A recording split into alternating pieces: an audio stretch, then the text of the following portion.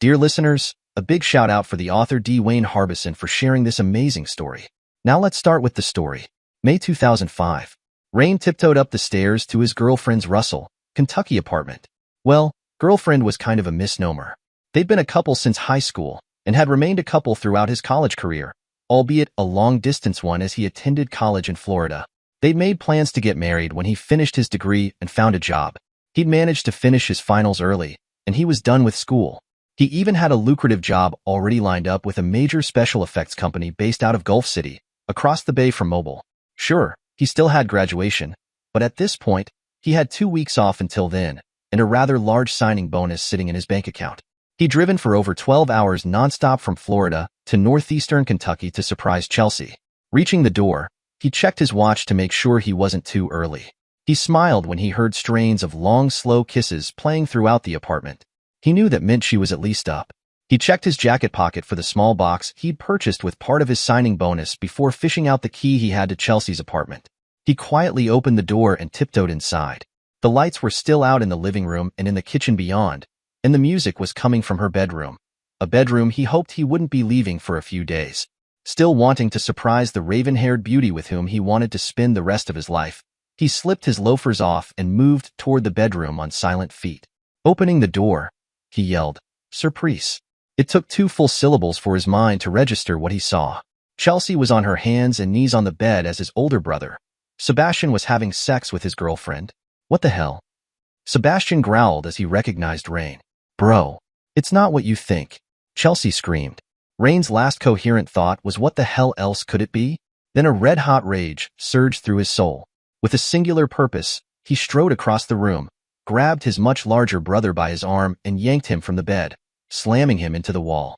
He began raining blow after blow onto his brother, growling out a series of profanities that would make a sailor blush. All the while Chelsea screamed for them to stop. Rain shook his head and glanced over to her as she was trying to pull the comforter up over her bare chest. And that mistake cost him dearly.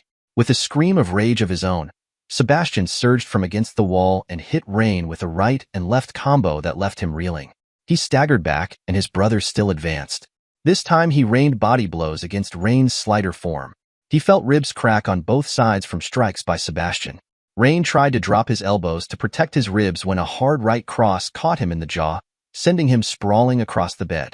With a cry of rage, Sebastian, still nude, grabbed Rain by the collar and the belt and lifted him into the air before slinging him headfirst across the bed and into the large oak dresser on the other side of the room. As his head crashed into the mirror, he felt a fiery pain in his left eye, and blood ran down his face. With a pain-fueled rage, he spun around on his brother and began to swing wildly. One blow glanced off his brother's jaw before Sebastian lashed out with his foot, kicking Rain firmly in the juncture between his legs. As he bent over in the most intense pain he'd ever felt, his brother grabbed him by the head and slammed his knee into Rain's face. After that, Rain didn't feel the series of punches his brother jackhammered into his face and head. He was beyond punch-drunk. He had no idea how long he sat there on his knees, incoherent, his mind refusing to work, but it was long enough for Sebastian to grab his clothes and stalk out the door. Don't ever hit me again, Rain. We could have talked this out, but you wanted to fight. Rain sat there on his knees as Chelsea grabbed the phone and called the emergency services before coming over to him. She was crying as she tried to wipe the blood from his face. I'm sorry. I didn't want this to happen. Rain shook his head and staggered to his feet. Chelsea put herself between him and the door, blocking his exit. Stay until the paramedics get here. A deep, emasculating shame welled up in Rain as tracks of tears plowed away the blood on his face. He shook his head and shoved her aside, staggering out the door. She clung to his jacket, trying to hold him in place, but he simply let his arms slide out of the sleeves, not even noting the pain as the bone from a compound fracture in his left forearm tore the material. He had no idea how he made it down the stairs, or to his car. The fact that he drove all the way to the nearby state park without wrecking was a miracle. Finally, parking, he got out and stumbled into the woods, seeking solace from the pain in his soul that overwhelmed even the physical pain he felt. He was too ashamed to face anyone. His masculinity had been stripped from him first, by the cucking and then the beating. He could not look anyone in the eye. Best to disappear and lick his wounds. Somewhere, off the main trail, his endurance finally gave out. He toppled forward into a ravine and lay there, beaten, heartbroken, emasculated, and ashamed. He wasn't even conscious the next day when they transported him to the hospital. Sebastian Darrow stormed into his dad's home and threw down his jacket as the red rage that had overcome him gave way to deep shame. He wasn't comfortable with the shame, so he dredged up the feeling of being forcefully pulled from Chelsea and then flung into the wall. He felt his jaw where Rain had hit him with a good right cross and realized that he had a few loose teeth. The rage wouldn't return. It had burnt itself out with the sickening sound of Rain's bones breaking, with the sight of his blood smeared all over the wall, with the sight of the bloody pulp of his little brother's face. Only the shame remained.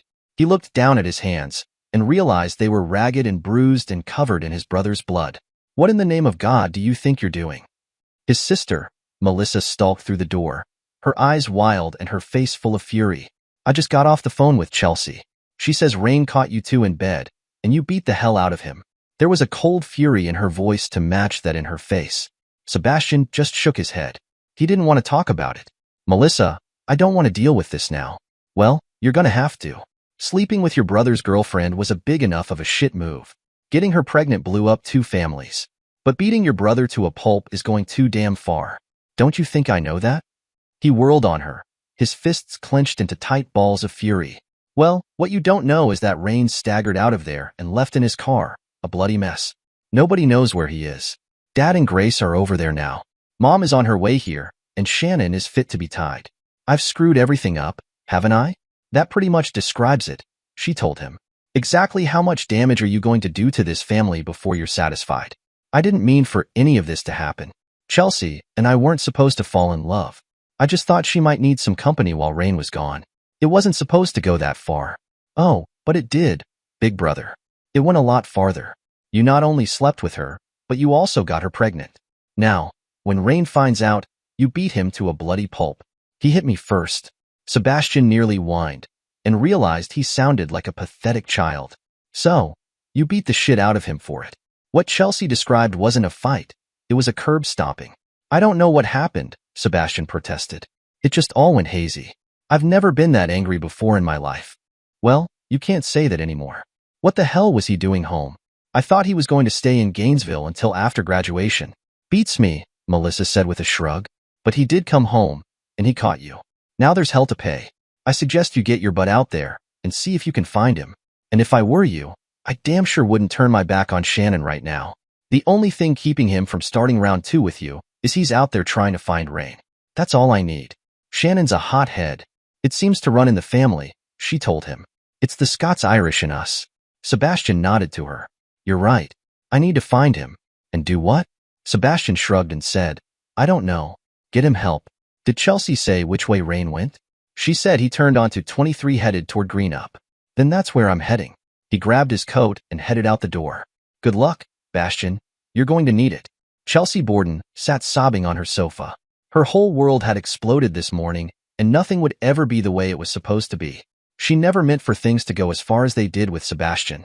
Rain was away at school, and only came home for holidays and for summer break. Sebastian stepped in as a friend at first, but then things got complicated. When they found out that she was pregnant 2 months ago, she knew they had to tell Rain. They decided to wait until he had graduated and came home. Of course, they had to be discreet and go ahead and tell their folks. It had exploded all over both families and had driven a wedge between Sebastian and his youngest brother, Shannon. 304 and bitch were among the words he kept throwing around until Sebastian had finally stepped in and threatened to pop him in the mouth if he didn't quit it. At that point, Shannon had gone no contact with Sebastian, and Chelsea knew that she was going to cause a rift between 3 brothers, not just 2. She wondered if the threat of violence had been what had kept Shannon from going to Rain before this point. Now, sitting on her sofa wearing a set of old sweats, she had answered as many questions as the police, her family, and Sebastian's family wanted. The police took pictures of the bedroom and took her statement, and then left with a promise to keep a lookout for his car. Did you have any idea that Rain was coming home early? Her mother looked over at Tom, Rain's father, and asked. No, Bernice, none, he said. I wish I had. Any idea where he could have gone? Chelsea's mother was nearly as upset with her as Shannon and Rain were. She had made it clear that she'd not raised her daughter to act like she had. She was genuinely worried about Rain. Chelsea shook her head and wiped her nose with a tissue. No, he was hurt. He was hurt badly. He was bleeding, and it looked like his arm was broken. I didn't like the look I saw in his eyes. He's beyond hurt. He's devastated. I wonder who did that? Shannon asked from across the room as he picked up the denim jacket that his brother had evidently left behind. Chelsea watched him fold it across his arm. Then, with a puzzled look on his face, he reached into the pocket and pulled out a small black ring box. Dad, he said ominously. Yeah? Tom replied. Look, Shannon told him, holding up the box. Is this what I think it is? Every eye turned toward Chelsea, and she felt like crawling into a hole somewhere. She heard the sound of the box opening, and then the blonde youth gave a low whistle. That's some rock. Looking in the jacket further, he pulled out a small piece of paper and looked at it. Certificate says 5 carats. He said softly, Rain has good tastes. Then glancing in her direction, he added, with some things at least. Shannon, Tom warned. Yes, sir, Shannon said and handed the jacket, ring, and certificate to Tom. I'm heading out to look for him. Where? Chelsea asked. He's not here, so he has to be out there somewhere. And his car sort of stands out. Chelsea frowned at the thought of the bumblebee yellow and black 72 AMC Javelin Rain had found his sophomore year in high school and had then worked his butt off restoring. Go, his stepmother, Grace told him dismissively. Shannon shot her a cold look. Grace had kept pushing Chelsea and Sebastian together and was delighted when their friendship had flared into something else. She wasn't sure why, but she thought it had something to do with the acrimonious divorce between Tom and their mother, Ruth. There was just too much chaos around them, and Chelsea had no idea who to turn to. She felt awful, and she felt alone, and she hated it. She hated herself. Grace sat down next to her and said, Why don't I take you to our place and fix you something to eat? You really don't need to be alone right now. Her mother looked at Grace and said, Maybe I'd better take her to my house. It might not be a good idea for her to be around either Sebastian or Rain right now. You're probably right. Grace stood and said, I'll get her a change of clothes. Thanks, her mom replied. Come on, Chelsea. I'm going to take you home. All Chelsea could do was nod. The only thing that kept the self-destructive thoughts in her head at bay right now was the knowledge that she carried her and Sebastian's unborn child in her womb. Chelsea Borden was not in a good place. Shannon Darrow had been sitting quietly with the rest of the family in the living room while they waited for Grace to get off the phone with the police. Shannon was less sitting and more like stewing in his anger, and he got the feeling that so was Melissa, but right now anger wasn't helping his brother. Every now and then he'd glance over to where Sebastian was sitting with his head in his hands, and his anger would just flare up again. Shannon could not figure out how their brother could betray Rain on so many levels. Right now, he found the very sight of the tall, well-built man left him with a cold indifference. They found him, Grace said to the room as she put down the receiver of the phone. Where? Shannon demanded. Off one of the trails at Greenbow. A hiker found him at the bottom of a gully. How the hell did he get there? The blonde teen demanded. I don't know. His car is in the parking lot at the boat dock, so they think he walked. How is he? Shannon asked. They've taken him to Our Lady of Belafonte. They said on top of some severe injuries, he was suffering from hypothermia from being on the ground all night. It got down to the 30s last night. I'll get my coat, Sebastian said, rising from his seat. Don't you think you've done enough damage for now? Shannon demanded. I'm sure that you're probably the last person in the world Rain wants to see now. He paused a moment and then added, You and that little bitch. Shannon, his dad warned. No, Dad. Let's face it. If my older brother over there had shown the least modicum of loyalty to Rain, we wouldn't be sitting here like this. If he and Chelsea hadn't stuck a knife in his back and then twisted it, we'd be talking about Rain's graduation. Instead, Mr. I can't keep it in my pants over there not only betrayed Rain, but he also then beat him nearly to death. Maybe you should keep your mouth shut, little brother, Sebastian said darkly. Or what? You'll beat me half to death too? Shannon taunted him. You have no idea how sorry I am about all of this, Sebastian told him. Not sorry enough. Shannon cut him off. Shannon, Melissa's voice cut in.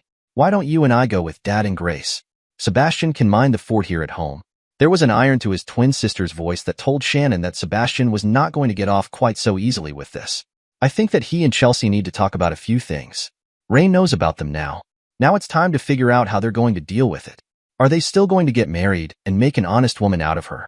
I hate that term, Shannon said with disgust as he grabbed his own jacket. There's nothing honest about either one of them. Maybe, but Rain at least thought she was. That engagement ring he bought for her was massive, Melissa said. Sebastian's head shot up. What engagement ring? Shannon knew his sister's comment hit home. Evidently, Rain was going to propose to Chelsea. A 5-carat ring is nothing to sneeze at, Shannon said, twisting the verbal knife. It was much larger than the one you bought her. He smiled and walked out the door. When they were out of earshot, his dad looked over at him and said, "You shouldn't pick at your brother like that. He already feels bad enough." "He feels bad enough?" Shannon asked incredulously. "He feels bad enough?"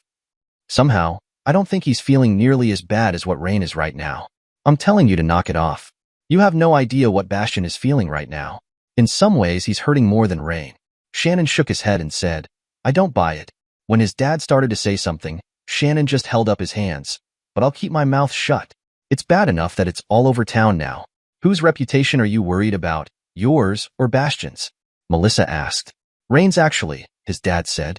"I don't understand. Bastion not only cucked Rain, but he also then beat him for daring to try and stop it. I don't know if you're old enough to understand these things right now.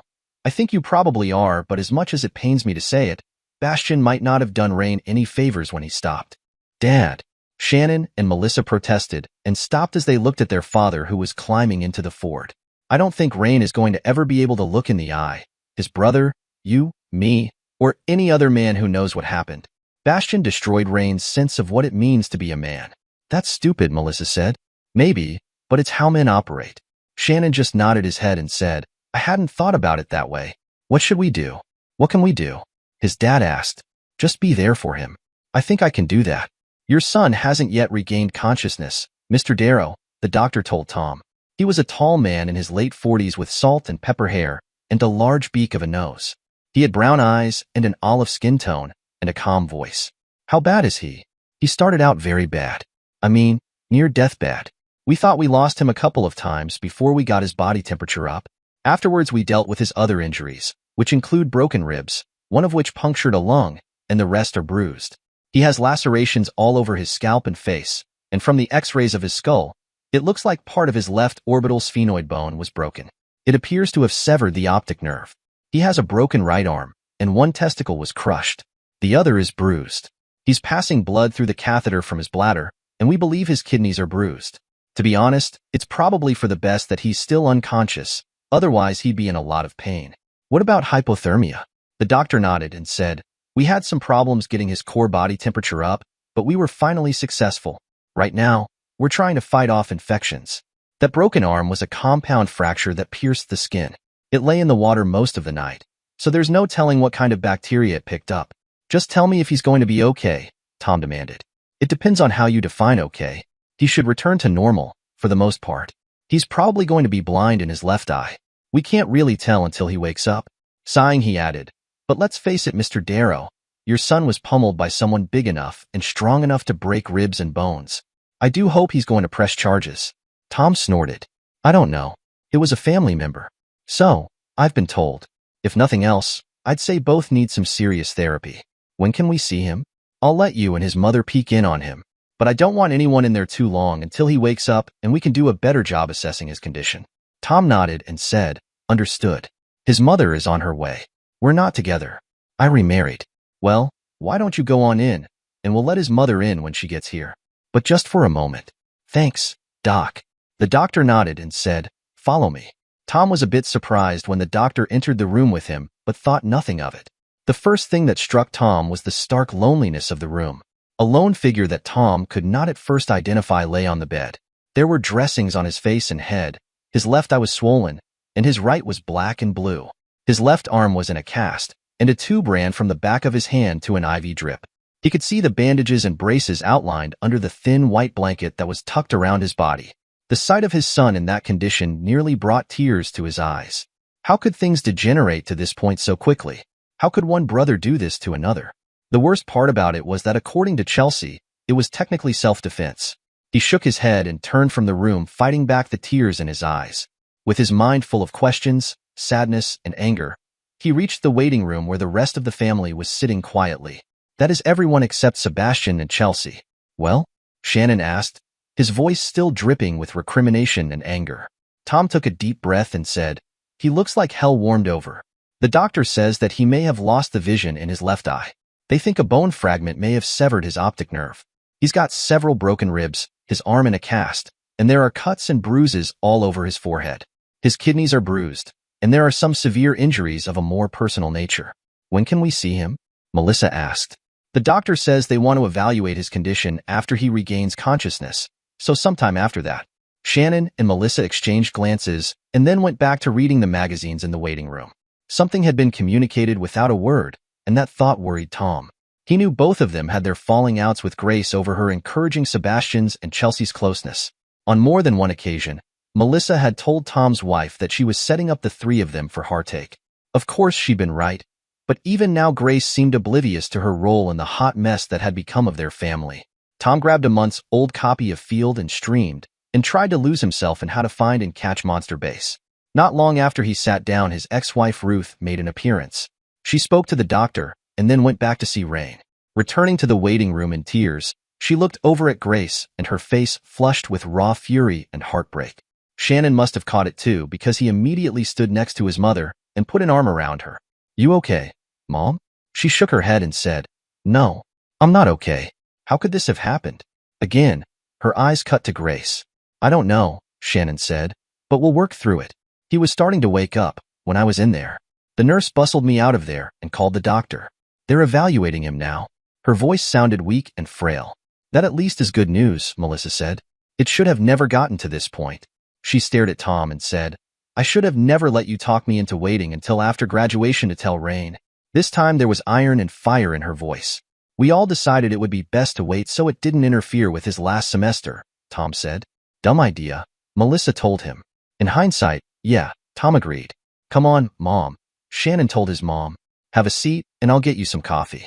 She nodded and sat down on the opposite side of Melissa, who took her hand and tried to comfort her. Again, time seemed to stretch out, and he had no idea how long had passed until the doctor once again joined them. "We've evaluated Rain. After talking with him, we've upgraded his condition from serious to fair." He sighed and shook his head and then added, "But I have some bad news, folks." "What?" Tom asked. "Rain has indicated that he doesn't want any visitors." "Not even family?" Grace asked. "He told me, especially family," the doctor revealed. "The sheriff's office is sending over someone to take his statement, but he says he doesn't even want to talk to them." "What can we do?" Ruth asked, now openly sobbing. "Honestly, nothing. Rain is 22 years old. He's old enough to decide what he wants for himself, and as his doctor, I am required to respect his wishes. The best you can do now is go home." Again, Shannon and Melissa exchanged glances. Tom got the feeling they were expecting something like this. "Can you at least give him something for us?" Shannon finally asked. "I can give it to him, but I can't guarantee you that he'll accept it." "That's fine," Shannon said, reaching into his pocket. Much to Tom's surprise, he handed the doctor the little black box and certificate they found in Rain's jacket and a set of keys. "Tell him he lost these somewhere." The doctor took the box and then looked over at Tom's two youngest children. Opening the box, he quickly closed it and said, "I can't take responsibility for this. It's too valuable to leave lying around a hospital room." He smiled weakly and added, "But I can give him the keys." "Thank you," Shannon told him. "Just tell him that I'm hanging on to this for when he wants it." "Shannon?" Tom asked, suddenly worried about what his youngest was up to. "I mean it, Dad. I'm keeping this until he's better and wants it back. There's no way I'm going to let anyone take anything else from him." He looked over at his twin sister, who suddenly stood by his side in solidarity. "Very well," Tom said, realizing this was not the hill upon which he wanted to die. Turning to the doctor, Tom asked, "Will you keep us informed on his progress?" The doctor nodded and said, "All I'm allowed to give you at this point is his general condition, which is fair. Beyond that, regulations require that I don't share any more information about his condition with you." "Even if we're his parents?" Ruth asked. "He's over 21. Even if you're his parents." Rain surfaced from an ocean of oblivion into a world of pain and shame. He saw the doctor standing over him. "Mr. Darrow, are we feeling any better today?" Throwing on a mask of indifference, he answered, "I'm okay. Are you still in pain?" Rain shook his head. He knew that if he said yes, that would mean another round of painkillers, and he didn't want that. He wanted the dreams they brought even less than the pain and emotion. "No." Looking at the chart, the doctor said, "According to this, you've refused painkillers for 3 days now." "Yes." "Why, Mr. Darrow? I know you have to be in intense pain." He pulled the curtain around to check the wound on his scrotum where the tissue of the crushed testicle had to be surgically removed. "You at least seem to be healing physically. I'm going to continue to suggest you receive counseling. I don't think you are ever going to get past this trauma without it." "No," Rain answered, again, refusing to engage the doctor. He knew he probably should talk to someone, but the deep shame he felt wouldn't allow him to open up. He couldn't stand the thought of talking to anyone who knew what had happened, what he'd allowed to happen, what had been done to him. "I can't make you, Mr. Darrow," the doctor said, "but I do highly recommend it. Even I can see that you're suffering from post-traumatic stress disorder and need to talk about it to someone." "No," Rain replied, keeping his voice neutral. "When can I get out of here? If I had somewhere to send you, I'd release you today. But you insist on not returning to either of your parents' homes, so I'm going to keep you here at least long enough to make sure you have healed enough to drive back to Gainesville." "When?" "Maybe next week," the doctor told him. "If you would just let someone else drive you." "No." "Then next week," the doctor repeated. "If you need anything, please call the nurse." Rain simply nodded and then turned onto his side to look out the window. The trees all around the hospital were beginning to bud and sprout their leaves and flowers. The world was awakening from its long winter sleep, and Rain hated watching it. But he hated the vision of Sebastian and Chelsea in the act that kept cropping up in his mind even more. That, of course, led to the fight and its repercussions, which brought back the shame and the pain. At that point, all he could do was cry, and cry he did. "Has anyone heard anything about Rain?" Sebastian Darrow asked his family at the Sunday breakfast table at his father's home. "Why should you care?" Shannon asked. "I care," Sebastian told him. "I know you may think I don't. You have no idea how much I regret what has happened. I just want to know if he's okay. He's been upgraded to good," his father told him. "Outside of that, they won't tell us anything." "Damn it." Sebastian nearly hit the table in frustration. "Why won't he talk to anybody?" "You really have to ask that?" Melissa asked from across the table. Glancing to where his fists were clenched, she raised an eyebrow. Catching the look, Sebastian forced himself to open his hands. "I know why he won't talk to me. I don't blame him, but why won't he talk to anybody else?" "I think you know the answer to that, son," his father told him gently. "I'm not trying to pile on to you." He glanced over at Melissa and Shannon. "He's hurting in the most devastating way a man can be hurt. It's going to be a long time before he's likely to talk to anybody." "I'm sorry," Sebastian said to the room. "You have no idea how sorry I am. I was angry. No, I was enraged. I was ashamed. When he hit me, I just lost my temper. You need to talk to someone about that," Shannon told him. "Especially before you get married." He frowned and added softly, "Although it would be poetic justice if that temper of yours got directed at Chelsea." "Shannon," Grace interjected. "What a thing to say." His head popped up. "Really? I mean, really? You pushed this. You encouraged it. Now, Rain has to pay for your dumb fantasy, for Bastian's screw up. In the meantime, Chelsea and Bastian are going about their lives, planning their wedding, and getting ready to spend the rest of their lives together. A life that was supposed to have been Rain's. Can you really blame me for being angry at him, at them? It wasn't a dumb fantasy. I still say that Bastian and Chelsea make a better couple than she and Rain. And that's what he gets for going away for 4 years. No woman should be required to wait 4 years. Evidently, Rain waited, Melissa interjected. "It's not the same," Grace said, obviously looking at her husband for support. Instead, he blushed furiously but said nothing. Sebastian knew what was going to happen next before it even happened. Shannon tossed down his napkin and rose from the table. "Yeah, like you and Dad not even waiting for the ink to dry on his divorce papers before getting married." He didn't shout. He simply spoke in a cold, dead tone and then angrily stalked off. Sebastian's dad watched the back of his son retreat from the dining room before looking over at Melissa for some kind of comment. She shook her head and said, "Don't look at me. I agree with Shannon." Then she too rose from the table and left with her twin. "And then there were 3, Sebastian said coldly. Tears began to crawl down Grace's face. Sebastian's father just shrugged and said, "What's done is done. It is what it is." Hundreds of calls, emails, and text messages had gotten Chelsea no closer to talking to Rain, to try to explain herself, to apologize for what happened than it did anyone else. He adamantly refused phone calls through the hospital switchboard, and the voicemail on his phone was full. But she couldn't let things stand between them like they were. She had to see him, just once. She had to try and apologize. So she snuck into the hospital one night after visiting hours. It was easier than she thought. Honestly, unless a patient was in ICU, or there was a guard outside the door for some reason, then all she had to do was act like she belonged there, and time her entrance and exit during the nurse's rounds. So, she got on the floor around 9:30 and waited until the nurse had come out of Rain's room and slipped in behind her. She was shocked at what she'd seen. Rain was not a big man, nowhere as stocky or strong as Sebastian, but he still cleared 6 feet and had a runner's build. What she saw lying in the hospital bed was a shell of his former self. There were bandages on the sides of his face and on his forehead. His left eye was swollen shut, and the flesh around his right had turned from a sickly green to nearly black. His left arm was in a cast, and there were pillows under his knees. She closed the door behind her and softly said, "Rain?" He turned his head toward her, and she saw a series of painful emotions flash across his face. Anger, hate, fear, and there was something else, something that nearly tore her soul out. Shame. Finally, he turned back to stare at the ceiling, refusing to say anything. "Rain, I'm so sorry this happened. It wasn't supposed to happen. You were gone, and I was lonely. Sebastian was there when you weren't." He neither spoke nor moved, just stared emptily at the ceiling tiles above him. "Please, Rain, at least speak to me." "Go."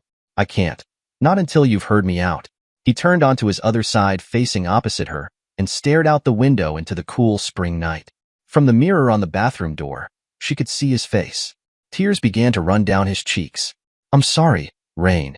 I didn't mean for this to happen. I had no idea you were coming home." He was silent as tears flowed down his face. "We were going to tell you after you graduated. We didn't want it to interfere with your studies, with your finals. You talked about them so much when you were home for spring break. We knew you had plans for a career, and we didn't want to take that from you too." Still he lay there in silence, fighting back the sobs. The shame on his face was nearly more than she could handle. "I'm pregnant," she finally said. "It's Bastian's. That was the reason I wouldn't sleep with you when you were home in April. I couldn't bring myself to hurt you more, to hurt him by being with both of you." From the reflection in the mirror, she saw him squeeze his right eye shut in pain. He finally lost his battle with his emotions and began to sob softly. "Please talk to me, Rain," she pleaded through her own tears. "Please." Between sobs, he managed to croak, "Go. You have nothing to say that I want to hear. Haven't you done enough to hurt me? Why do you need to keep twisting the knife? You have what you wanted. He has what he wanted. Why can't you leave me alone?" "I'm sorry," she said through her own tears. "I didn't mean it." He just lay there, crying like a child. "I just wanted you to know, I'm sorry. I love you, but I love Sebastian too. Something had to give. When I became pregnant, that something had to be you. Go." He nearly whispered. "Please stop. Just go." He slowly curled up into a sobbing ball of hurt and pain. "Please tell me that you can forgive me." "Go," he repeated. "I can't give you what you want. Just go. Everything is screwed up. Everyone is angry at Bastian and me. Shannon and Melissa hate us for what we've done. I'm afraid that Shannon's going to fight Sebastian. He's just a kid. He doesn't understand what Sebastian could do to him. I don't want anyone else hurt because of me." He said nothing, but she could see genuine terror in his face at what she said. "Please, if you don't want to talk to me, talk to Bastian. Hear his side of what happened. Talk to Shannon. Or Melissa, your mom. Just talk to someone. You're scaring us all." He refused to speak again as she lay her soul bare to him. He had nothing but tears, shame, and sorrow. He was a shattered soul, and she'd help shatter him. Finally, she went over to the bed to give him one last kiss, but stopped mid-stride when he pulled away from her in terror. That more than anything else hurt her heart, her own soul. Rain was terrified of her, and it was more than she could stand. She turned and fled the room without another word. The nurse called after her, but she hit the stairs, tears of grief and shame nearly blinding her as she pounded down them. She shot across the lobby and out the front doors, stopping for one moment near the fountain out front, trying to remember where she'd parked her car. She regained her bearings, and then raced to it. It took her only a few moments to make it to her apartment that was just down the hill from the hospital. She was still crying when she entered the living room. The lights were still on, and there was movement in the back bedroom. "Hello?" she called. "Back here," she heard Bastian reply. Going back to the bedroom, she found him in the process of replacing busted pieces of drywall he and Rain had damaged in their fight. She could see a cardboard box with shards from the dresser's mirror on the carpet, and the sweeper standing next to the dresser. "I thought you were at your mom's place," he said. "I was, but I went to see Rain." He froze in place. "Did you get to?" She nodded. "I snuck in after visiting hours." "What did he say?" "Go away," she told him. "He kept telling me to go away." "He's being a prick," Bastian told her. But she could tell from his tone that his heart wasn't into it. "He's hurting." "No shit," Bastian said. "No, I mean more than just physical." "I know," he replied softly. "Dad said something that worries me." "What?" she asked. "I overheard him telling Shannon that I didn't do Rain any favors by not finishing it. I don't see how much more finishing you could have done. I stopped short of killing him, barely, but I stopped short of it. Dad thinks that that was an even greater betrayal than what I What we already did. What? Heaven help me, but I'm not sure he's not right. What the hell are you talking about, Bastion? We broke him, and then I broke him some more. I humiliated him in the worst way possible. I took his girl. He caught us in the act, and then I beat him to a bloody pulp. I shattered his self-worth, his masculinity. I completely destroyed his manhood. It's no wonder he doesn't want to talk to anybody. He can't look us in the face without us knowing what I did to him. Why did we do it? She asked. Why did you do it? What? The affair or the beating? Both. I can't say what your motivations are, Chelsea. I hope they are because you love me, because if it's not, then that makes what happened even more monstrous. I started off seeing you out by yourself. You were already part of the family as far as most of us were concerned. You'd been there for most holidays since you and Rain got together. I thought you needed a friend. He paused, and then added, and I was a little afraid that you might get lonely and cheat on him. So I got close so I might be able to talk you out of doing something that might hurt Rain. Then I ended up doing exactly what I was trying to protect him from. He put down his trowel and added, as for the fight, when he hit me, I just sort of lost it. Something came over me. I felt like I had to protect you, to protect our baby. It was something deep and primal. The fight was over before I knew it. I didn't calm down until I got to Dad's place, and then what I had done hit me full bore. She nodded and said, I thought we were just friends. I appreciated the attention you were giving me. Then I started connecting with you on an emotional level. When you took me out for Valentine's Day, I realized that I had developed feelings for you. And you were there, and Rain wasn't. We make quite a pair, don't we? He asked. And Rain is paying for it. She shook her head. You didn't see him. If you did, it would probably kill you. He's completely shattered, both physically and emotionally. He was terrified whenever I mentioned you. I said something about Shannon giving you hell, and it became nearly palpable when I did. He was afraid you were going to hurt Shannon. He might have been right, Bastion said. One of the reasons that I'm here is because I'm not welcome at Mom's right now, and Shannon is really trying to push my buttons at Dad's. Where is all this rage coming from, Bastion? She asked, snuggling up against him. I've known you most of my life, and you've never acted like this before. Putting a protective arm around her, he sniffed the top of her head and replied, I don't know. He paused for a long moment, and Chelsea found comfort for her wounded soul under his arm. But I do know something. If we're going to make this thing between us work, then we're going to have to get past this. We're going to have to put it out of our minds, or it's going to eat us from the inside until it tears us apart. Leaning into him, she said, I know, but it still hurts me to know that we hurt Rain that much. I know, he told her, kissing the top of her head. Better than anybody in the world. I know. What are we going to do about it, about him? He sighed and said, there's nothing we can do about it. Rain is going to have to decide if he can live with what has happened. We can't make that decision for him. She turned to face him, concern in her soul. Exactly what do you mean live with what happened? You don't think that he may decide to kill himself? That he should? She watched as her question sank into her fiancé. God, no. I don't mean that. I meant for him to stay here in Russell. He's going to have to decide if he can live with the shame of what I did with him. And so do I. Why does it have to be shame? She asked. Because I hurt my brother. I hurt him more than I can ever make amends. But why should he be ashamed? You may not feel it now. Your emotions are too raw to feel much of anything except your own hurt right now. But in time, you, and I suspect the rest of the family who knows what has happened are going to see him and treat him as less of a man. And that's my fault, and there's nothing I can do about it now. It is what it is. It's part of being a man. Early August 2005. Ruth Darrow watched her oldest child as he made an unusual request of her. Would you please give an invitation to the wedding to Rain? If I were in contact with him, which I am not, why in the name of God's green earth do you think I would do that? Why would you want to do that? Do you really want to hurt him some more? Bastion shook his head and said, no, I just want to offer him an olive branch. I hate that I don't talk to him anymore. Nobody talks to him anymore, Ruth said.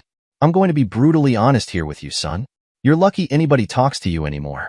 If it wasn't for this baby coming along, I think you and Chelsea would be dead to both our families. But grandchildren have a way of doing that to families.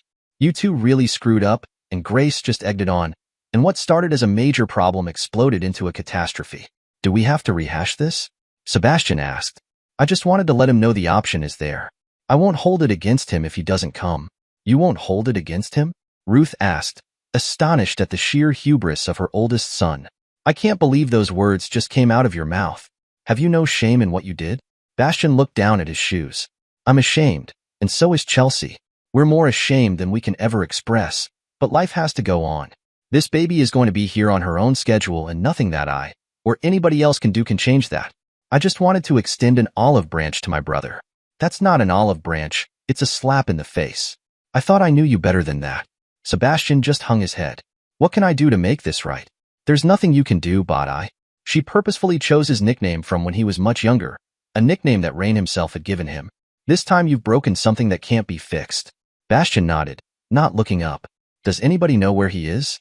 Shaking her head, she replied, no. I talked to the registrar at U of F, and they told me that he did not attend graduation citing health reasons, and he had his diploma mailed to him. They wouldn't give me the address. Well, if you do end up in contact with him, please give him the invitation. Okay, she said, taking the off-white envelope from him. In order to keep his family from stalking him, Rain had stopped using his first name and decided to start over in a new city with a new name and reputation. Choosing to use his rather Scottish middle name, he started going by Kai. Actually, most people would be surprised to find out that his full name was entirely Scottish in origin. On official documents, he usually signed things, as are, Kai Darrow. It was his way of starting over, and it gave him a modicum of cover from various searches for his name on the internet.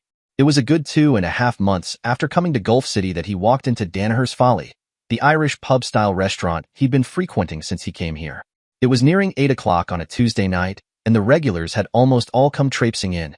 He smiled over at the waitress who was taking a tourist couple's order and sat down at a table near where a dart game was being taken seriously. He heard a new voice among them that had a lilt to it that seemed to be 1 part Irish, 1 part Welsh, and 2 parts the mid-Atlantic accent that was popular in the US for movies before World War II.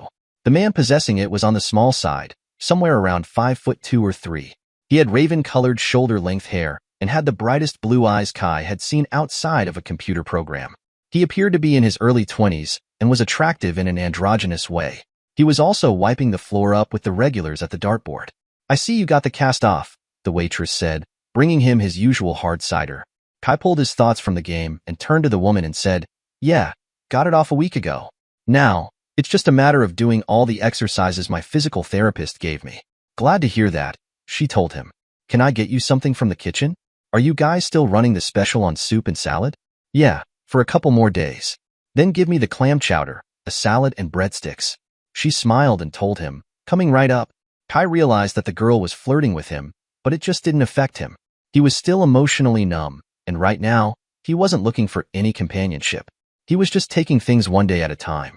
His body had healed remarkably well in the 2.5 months from that horrible dark day when he discovered his brother and girlfriend. His mind and soul, not so much. He was still walking through his new life like an outsider observing a small insect under a magnifying glass. At least his job was keeping him busy. His boss said he had a natural talent for screen angles and visual storytelling, and was willing to give him as much overtime as he could handle. Because of that leeway, the latest project they were working on, a CGI flick for an independent studio, was coming in ahead of time and under budget. At least something was going right in his life. His physical therapist had recommended a series of exercises to rebuild the strength in his left arm and his torso. He found that he could get lost in the exercises, and it took his mind off what had happened. It didn't stop the nightmares, but over time at least kept them at bay. Still, he felt a deep shame from what happened and refused to talk about it to anyone. He decided to bury himself in his work, his hobbies, and doing the things he enjoyed. After a while, he realized that he could go a couple days without thinking of Chelsea. There were still triggers that sent his mind spinning into despair, but he was learning to ride them out. He still hadn't made any friends. Being seen as a regular at this pub was the closest he'd come so far, and he was good with that. He had work colleagues and had been asked to join them on several outings, but he couldn't bring himself to trust anyone yet, not even his coworkers. He'd become a loner, but he found solace in his independence. He was so caught up in his own thoughts, he didn't notice when the dart player sat down at the table next to him. The man's feet were literally too short to reach the floor. He casually hooked the rung of the tall bar chair with the heel of his penny loafers and sat studying the menu. Kai smiled and nodded to him as the waitress brought him his food. Evening, neighbor, the man said. Kai nodded again as the waitress set down the bowls. Evening, Kai replied. Is this a popular pub? The stranger asked. Kai shrugged. It seems to be. I've only been coming here for a couple months. Long enough for the waitress to note you being minus a caste. Again, Kai shrugged. I don't know if I'm considered a regular yet, but I'm here enough to be recognized. Don't kid yourself, the waitress told him. You're a regular. See? The man said. Then smiling, he said, My name is Hunter Dare. He offered his hand. Yours? Kai didn't want to be rude, so he reached out and shook the man's hand. Kai Darrow. At the touch of the other man's hand, Kai felt something surge through his body and settle somewhere in the pit of his stomach, like the warm heat of a glass of good whiskey. It surprised him, but since the other man didn't react, neither did he. You said you've only been here a couple of months. Where were you before? Gainesville, Kai replied. I was a student at the University of Florida. Got my first job right out of school here in Silver Hill. What do you do? I'm a computer animator, Kai replied. Thought those jobs would be in California. Kai smiled and said, The thing about what I do is that I can do it anywhere and then upload it to the servers. But the company is based here, so here is where I settled after college. Hunter just nodded and then gave the waitress his order. He then turned back to Kai and said, It's good to have flexibility in a job. How much do you know about the city? Not a lot. I'm still learning my way around. Evidently there's a lot of history here. That there is. What do you do? Kai asked. He felt himself relax around this guy. It was probably the most normal conversation he'd had with anyone before his ill-fated trip home. I'm a corporate troubleshooter for my family's business. What brings you here?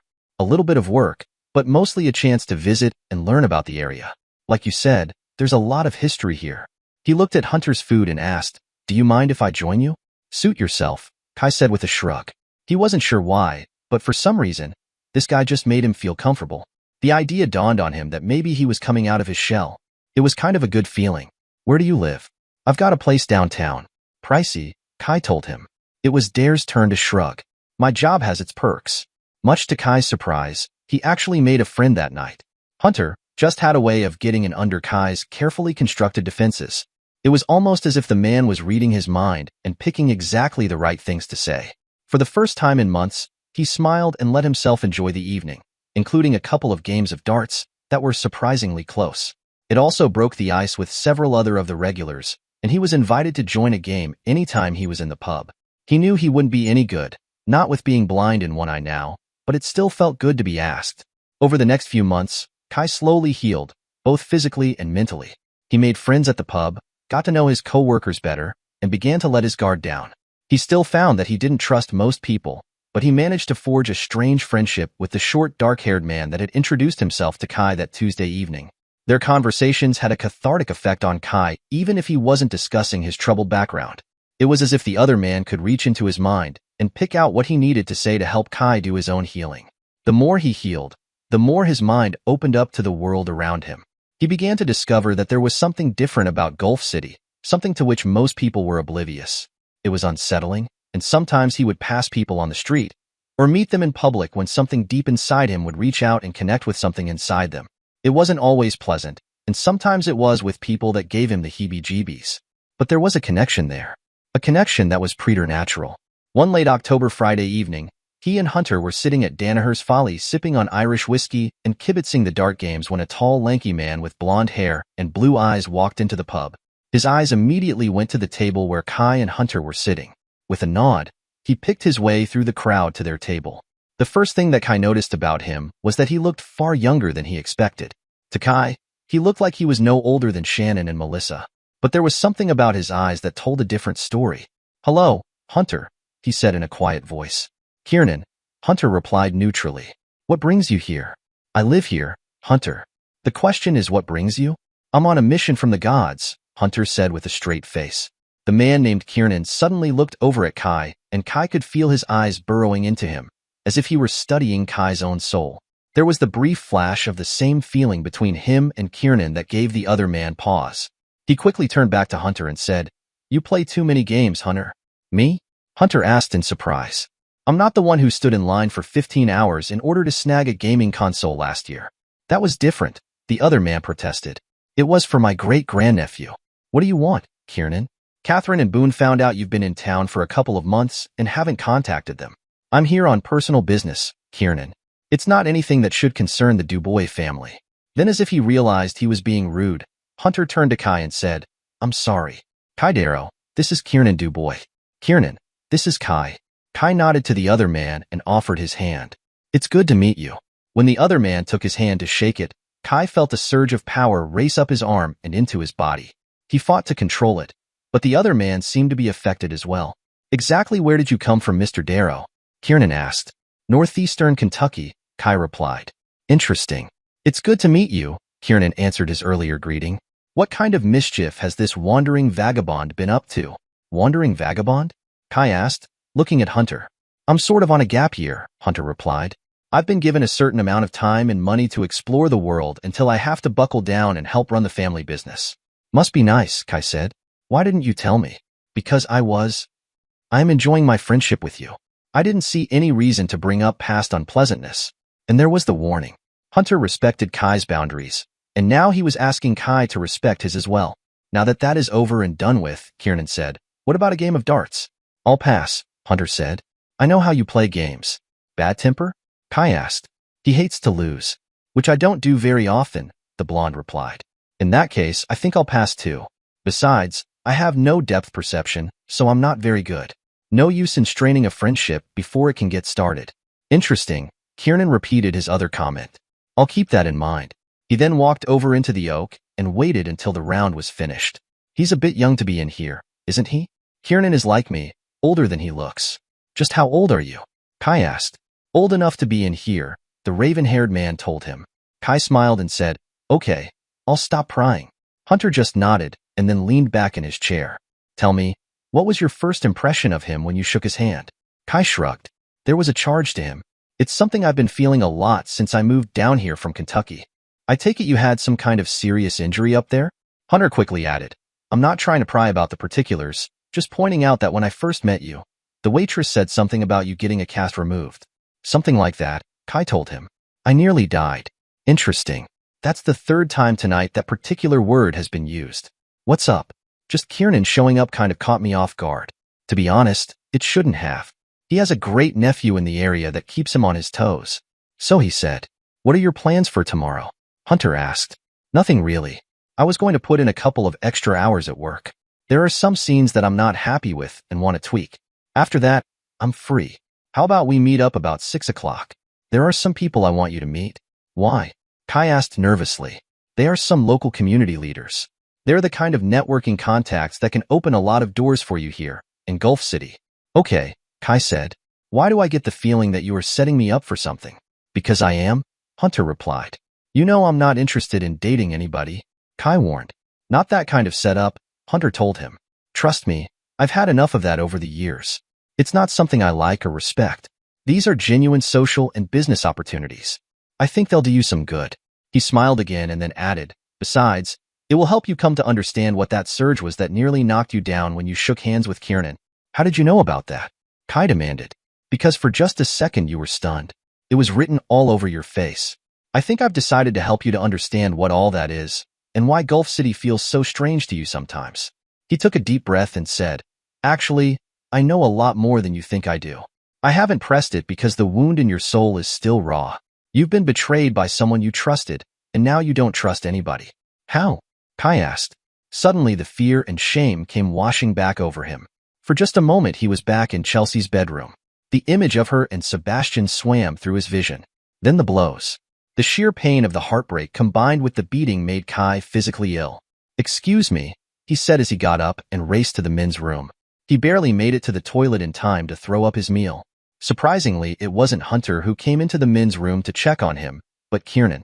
Hunter can do that to you sometimes. Do what? Kai fought back tears from the memories. Pick apart your soul and put it back together again. It's part and parcel with what he is. Why? Because he thinks you need it, Kiernan said. Don't ever think that he does anything out of malice. I've never met anyone who cares as deeply and strongly as Hunter. He's been through hell and back, but still sets his cap for helping people, especially those who've had their lives torn apart by some ordeal. You just happen to be one of his chosen, one of his shattered souls. Feeling the last heave of his stomach, Kai sat there in front of the toilet for long seconds to wait and see if there was anything else. Why? It's what he does. He's drawn to people who've been hurt, who need help, especially people who are as sensitive as you are. Sensitive? You felt something when you shook my hand. You probably felt something when you shook his too. People like us are drawn to each other. A very old and dear friend of mine says that we exist in between the cracks of reality. Gulf City just happens to be one of the larger cracks. Kai turned on the water at the sink and began washing his face. What are you going on about? You're like a child just being born. You can see the end of the womb, but you haven't quite left it yet. I suspect Hunter will be your midwife. Now you're making no sense at all, Kai said. I know, the blonde told him. I know, but you'll understand soon. When you are fully awake, you'll understand. I suspect he's going to introduce you to some people who will make things a bit clearer for you. If people like you and me walk between the cracks in reality, Hunter walks between realities. You'll see. Just hang in there a bit longer.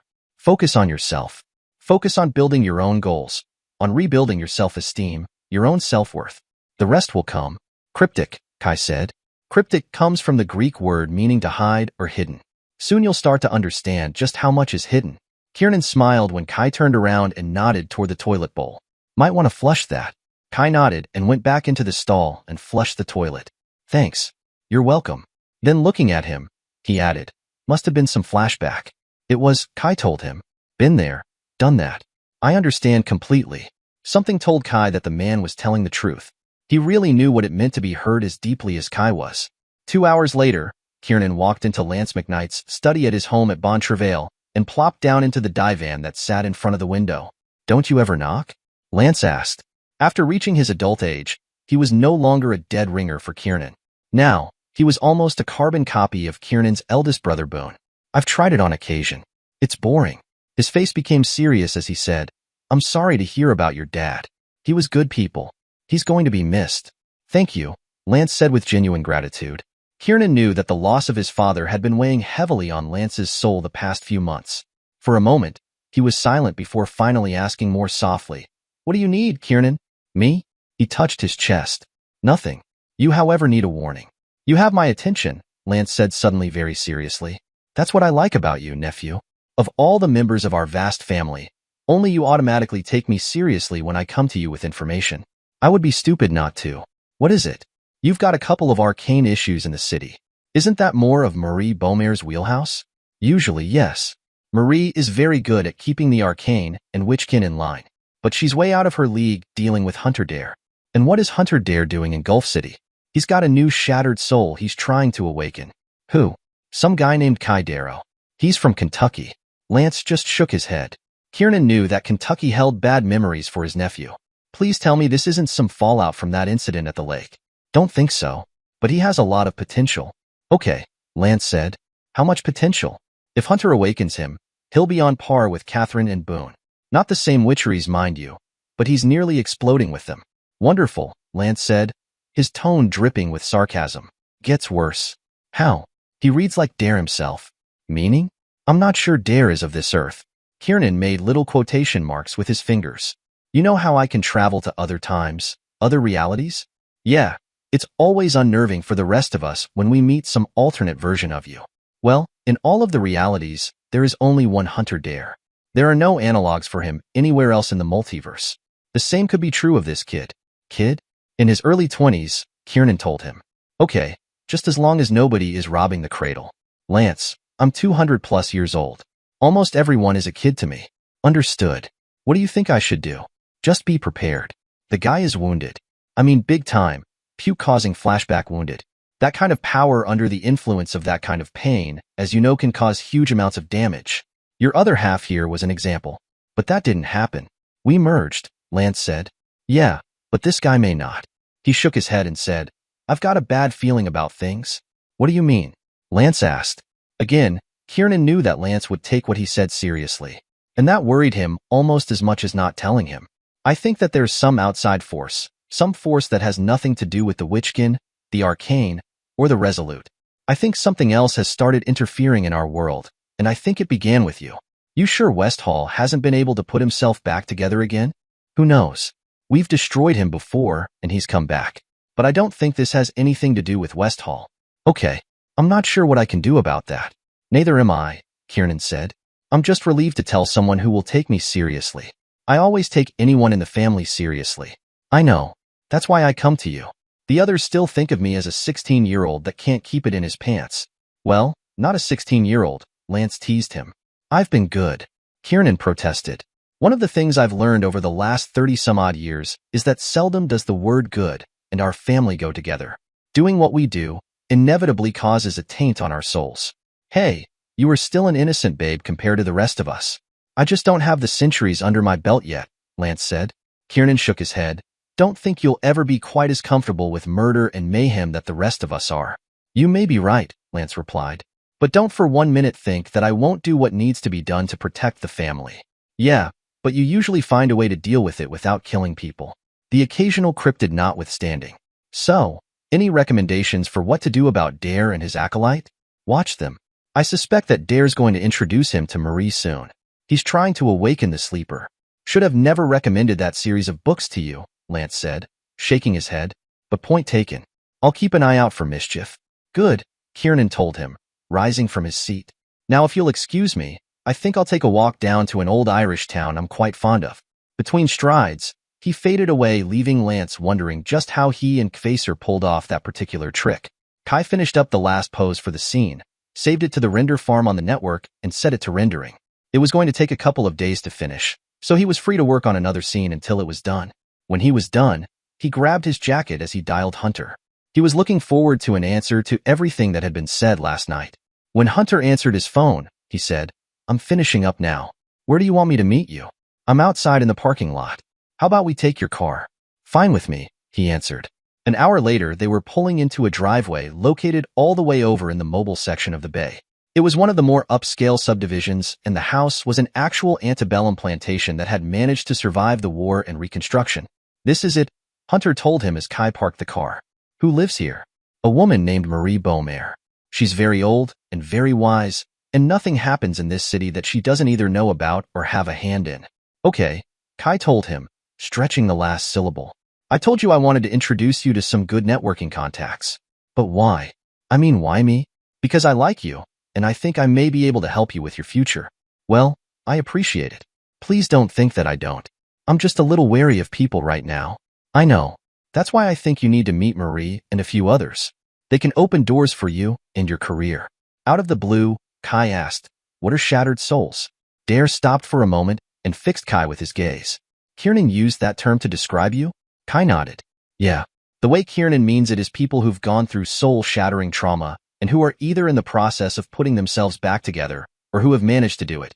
Someone I revere collects lost causes and helps them thrive. Me, I've been told that I do that with people I think have been treated poorly by the universe. When I see someone hurting, I want to help. I don't want to be anyone's charity case, Kai said. Dare whirled on him. And you're not.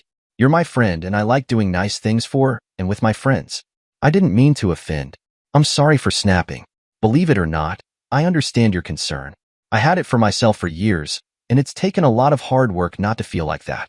I have another friend, a marine biologist who grew up feeling like that, and I don't wish it on anybody.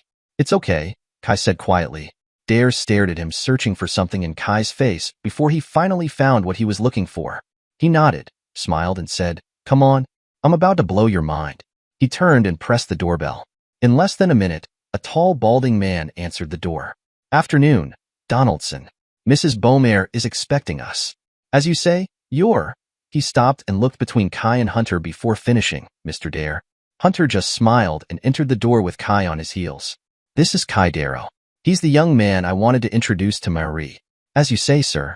The home was huge, well cared for, and was the epitome of old wealth. Madam is in the drawing room. The other guests have yet to arrive. Thank you, Donaldson. Kai noted that Dare was exceedingly polite to the man as he directed them to a room with several sofas, chairs, and small tables scattered around. The hardwood floor was polished to a high gleam, and the walls were all tastefully done with a cream wallpaper with a small gold and crimson fleur-de-lis pattern. Standing next to the window was a woman who appeared to be somewhere in her late 30s to early 40s. She was wearing a gray skirt with a matching jacket and a red blouse under it. She had the air of a woman who was both wise and powerful. Hunter. The woman turned and held out her arms to the smaller man. Dare gave her a brief, chaste hug and turned to Kai. Marie, this is Kai Darrow. He's a friend. Anyone that you call a friend is indeed someone always welcome at my home. She turned to Kai, and her gaze seemed to study him down to his chromosomes. Kai, this is Marie Beaumare. It's my pleasure to meet you, Kai told her, shaking her hand lightly. He felt the same surge through his body that he'd felt last night with Kiernan. Something was awakening in his mind, and for just an instant there was the image of a great white cat pacing inside her soul. He blinked quickly to shed the image and saw her face returning to normal. She smiled and told him, "And mine, young Mr. Darrow. Please call me Kai." "Very well, Kai. I truly am pleased to meet you. Hunter has told me about your friendship with him. I'm glad that he's made friends here in the Bay. Perhaps he'll go wandering less often if he has friends to call him back." Then she indicated several chairs around a small table where sat a bronze and gold tea serving.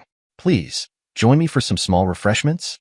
"Thank you," Hunter said as he staked out a seat, but did not sit until Mrs. Beaumere had. Kai followed suit and waited for the lady to sit as well. She smiled at the gesture, and Kai got the feeling that he'd just passed some kind of test. They sat nearly silent as Donaldson served the tea and croissants. When the large man exited the room and pulled the doors together, Mrs. Beaumere smiled and said, "Hunter was right to bring you here. You're nearly awake." "I don't understand," Kai said. The woman took a deep breath and said, "There exists in this world beings that are only known in legends and tales of phantasmagoria. Here in the mobile Gulf City Bay Area, there are quite a few of us. I am not so much a leader of us, but more of an authority figure. Most of the Witchkin know that if there are issues brewing in the community to bring them to me. I will help organize a solution and keep us all safe." "Witchkin?" Kai asked. "People who are different from the mortals around us. Some are shapeshifters, some are witches and wizards, some are fairies, and a plethora of every other kind of being to be found in fairy tales, horror stories, and folklore." Kai sat quietly listening to her. Was this woman really trying to get him to believe that there were fairies and vampires and werewolves in Gulf City? Next to him, Hunter smiled and nodded. "I don't mean to be rude, Mrs. Beaumere, but I'm having some difficulty grasping that there are things out there that go bump in the night. And you should. We do not exist in every town or city around the world, but only in a few special places where reality tends to bunch us up. Don't get me wrong. You can find us all over the world, but we tend to settle into a handful of places, and the Bay Area is one of them. And you think I'm one of them? I can sense your witcheries over here, Kai," she told him. "They are not yet fully awake, but I can sense them. I'll admit to some unusual dreams, some unexpected coincidences, but I think I should have to see something more spectacular to convince me." "How spectacular?" Hunter asked. "Nothing damaging, just something to convince my conscious mind." With a twinkle of mischief in his eye, Kai's dark-haired friend smiled and held out his hand. Before Kai's very eyes, long black fur sprouted from Hunter's fair skin. His hand shifted to become more paw-like and razor-sharp claws extended from the tips. Kai looked up to see his friend with a set of black-furred cat's ears at the top of his head. Hunter smiled through sharp fangs and said, "Sorry, but manifesting my tail in slacks can be uncomfortable." Kai felt his world suddenly begin to spin out of place. Even seeing it with his own eyes, his mind rebelled at the sight. This had to be some kind of special effects. But deep in his mind, he knew what he was seeing was for real. He reached out to touch the hand and then drew back before looking at Hunter and asking, "May I touch it?" Hunter chuckled at some inside joke and said, "Go ahead. There's more, of course, but this is all I'm comfortable showing you right now." Kai nodded and reached out to stroke the soft black fur on his friend's hand. Energy from the touch surged through his body, and deep somewhere in his mind and soul, he felt a door open, and something slowly escaped from inside him. Much to his surprise, he watched his own hand begin to bubble and shift before his eyes.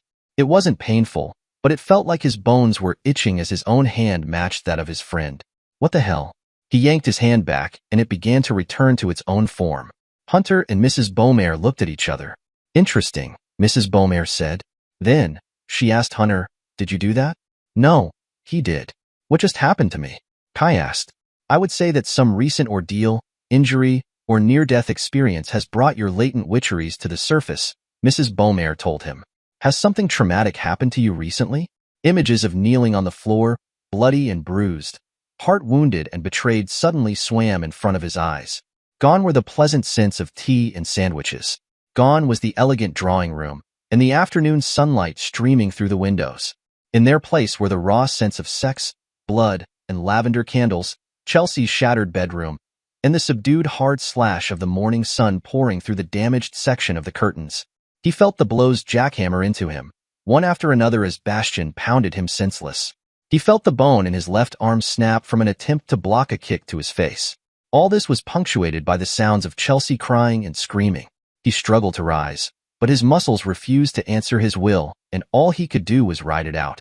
Each blow was punctuated by pain and force, and Kai wondered if he would die from them this time. Some small part of him wished it were so. He just wanted the pain, the shame, and the humiliation to end. Then, there was someone else in the room. A dark figure in the corner reached out with a hand, and the pummeling stopped. Kai tried to turn and look at the other man but could make out no detail. Kai could sense from him a deep, abiding sorrow and loneliness. Under that was a well of power like Kai had never sensed before. A black flame appeared in the hand of the shadowy figure, and he gently placed it in Kai's chest. Then looking up, he caught a glimpse of tears in the other man's eyes. The man turned to some unseen companion and said, "He is one of ours. Teach him. More will come later, but for now teach this one." Then, the scene was gone, and Mrs. Beaumere was attempting to rouse him. As the vignette with Hunter and Mrs. Beaumere returned to his attention, he saw his friend sitting in his chair looking a bit stunned. Kai nodded to the woman and said, "I'm very sorry, ma'am. I sort of blanked out there for a moment. Young man, I've been around long enough to recognize an unpleasant flashback when I see one." Kai looked down and apologized. "I'm very sorry. I probably shouldn't be here. Please forgive me." He rose to leave, but she took him by the arm and said, "You are exactly where you need to be, Mr. Darrow. You are with the people who can help you."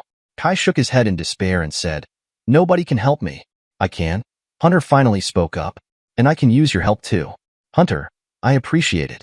But to be honest, I don't think I can help myself, much less anyone else." "Think about what just happened with your arm," Mrs. Beaumere said. That simple question stopped him. Was it part of the hallucination? If so, how did she know about it? "You saw that?" he finally asked. "We both did," Hunter said. "It's part of what I've been trying to tell you. Whatever it was that recently happened has awoken something inside you. If you don't get control of it, you can become a monster, both literally and physically." Kai shook his head and said, "Hunter, I don't even know if I can trust anybody anymore. Want to tell me about it? See if we can get you past it?" Kai looked at Mrs. Beaumere and then back to Hunter and said, "No. What's been done can't be changed. I just have to live with it or not." "Kai?" There was worry and fear in Hunter's voice. Kai held up his hand and said, "I don't think this is the time and place to talk about this." "About the arm?" Hunter asked. Kai nodded and asked, "Do we have to do anything about it right now?" He felt he wasn't in the right mental state to deal with what he'd seen and felt just moments earlier. The flashback had taken him down a dark road in his mind. Hunter shook his head. "No, not now. But you really are going to need help with it." "Tomorrow then?" "Tomorrow will work," Hunter replied. "Why don't you go ahead and go home? I can tell you're trying to process something. How will you get home?" Hunter just smiled and said, "Trust me, I can get home. How about we start with brunch at Danaher's Folly, say around 11? 11 at Danaher's Folly then," Hunter replied. Then turning to Mrs. Beaumere, he said again, "I'm sorry for ruining your afternoon." She chuckled and said, "Ruining my afternoon? You've delivered to me one of my favorite people in all the world and have left him in my evil clutches." She grinned wickedly. "I should be thanking you. But know this, you are welcome here anytime, Mr. Darrow." "Thank you." Then as if he was expecting this, Donaldson met him at the door to show him the way out. Kai felt bad about what had happened. He realized that no matter what his current feelings were, his actions were rude. But he found that feeling to be as empty as he himself was. The drive back across the bayway had cleared some of the cobwebs from his head, and he didn't feel like going home just yet. He needed to find a place to think. Reaching Gulf City, he turned south on 98, and then followed it east toward Pensacola. Spotting a little park in Lillian just before the bridge that crosses Perdido Bay, he turned off there. For a hot August day in South Alabama, the park was unusually empty. Only two boys with fishing rods stood shirtless on the edge of the water, casting out to where rows of wooden pylons marked where a pier used to be. They seemed to be doing well for themselves this day, despite the heat.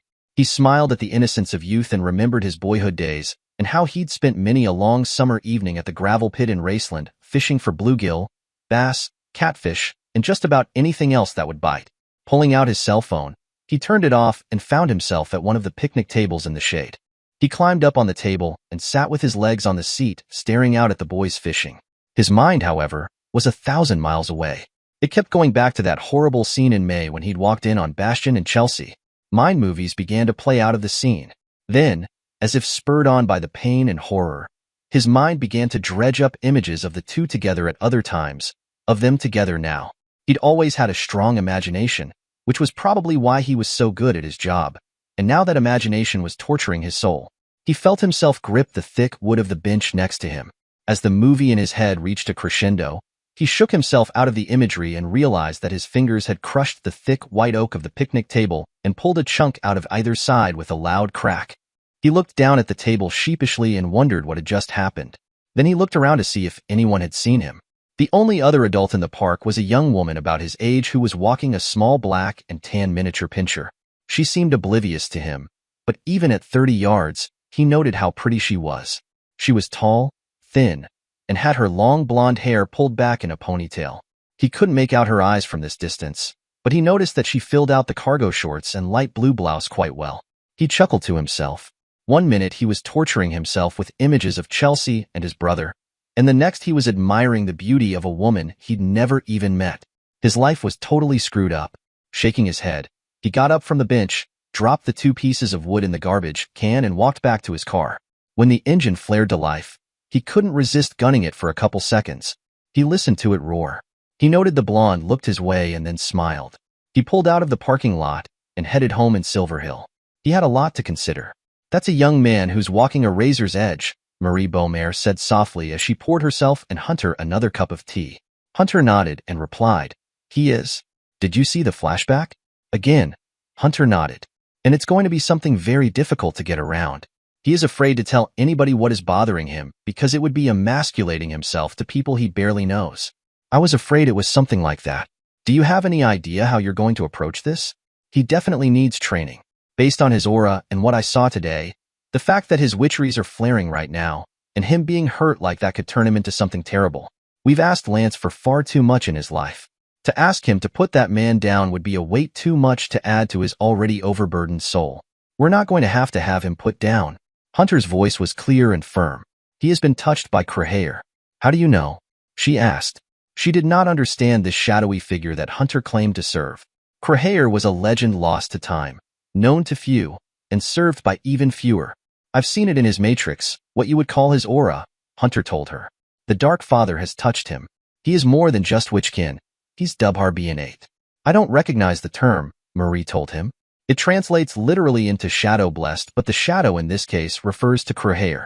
Hunter smiled, showing all 4 of his canines elongated into fangs. "There are not many such beings touched by Crehayer, and it's my job to find them and to teach them and to guide them. Hence Kiernan calls them your shattered souls." Hunter chuckled and said, "Kiernan is a force unto himself." But essentially it is correct. Crehayer was born of betrayal, of agony, and of pain, and from that, he was forged into what he is. So are those who are his.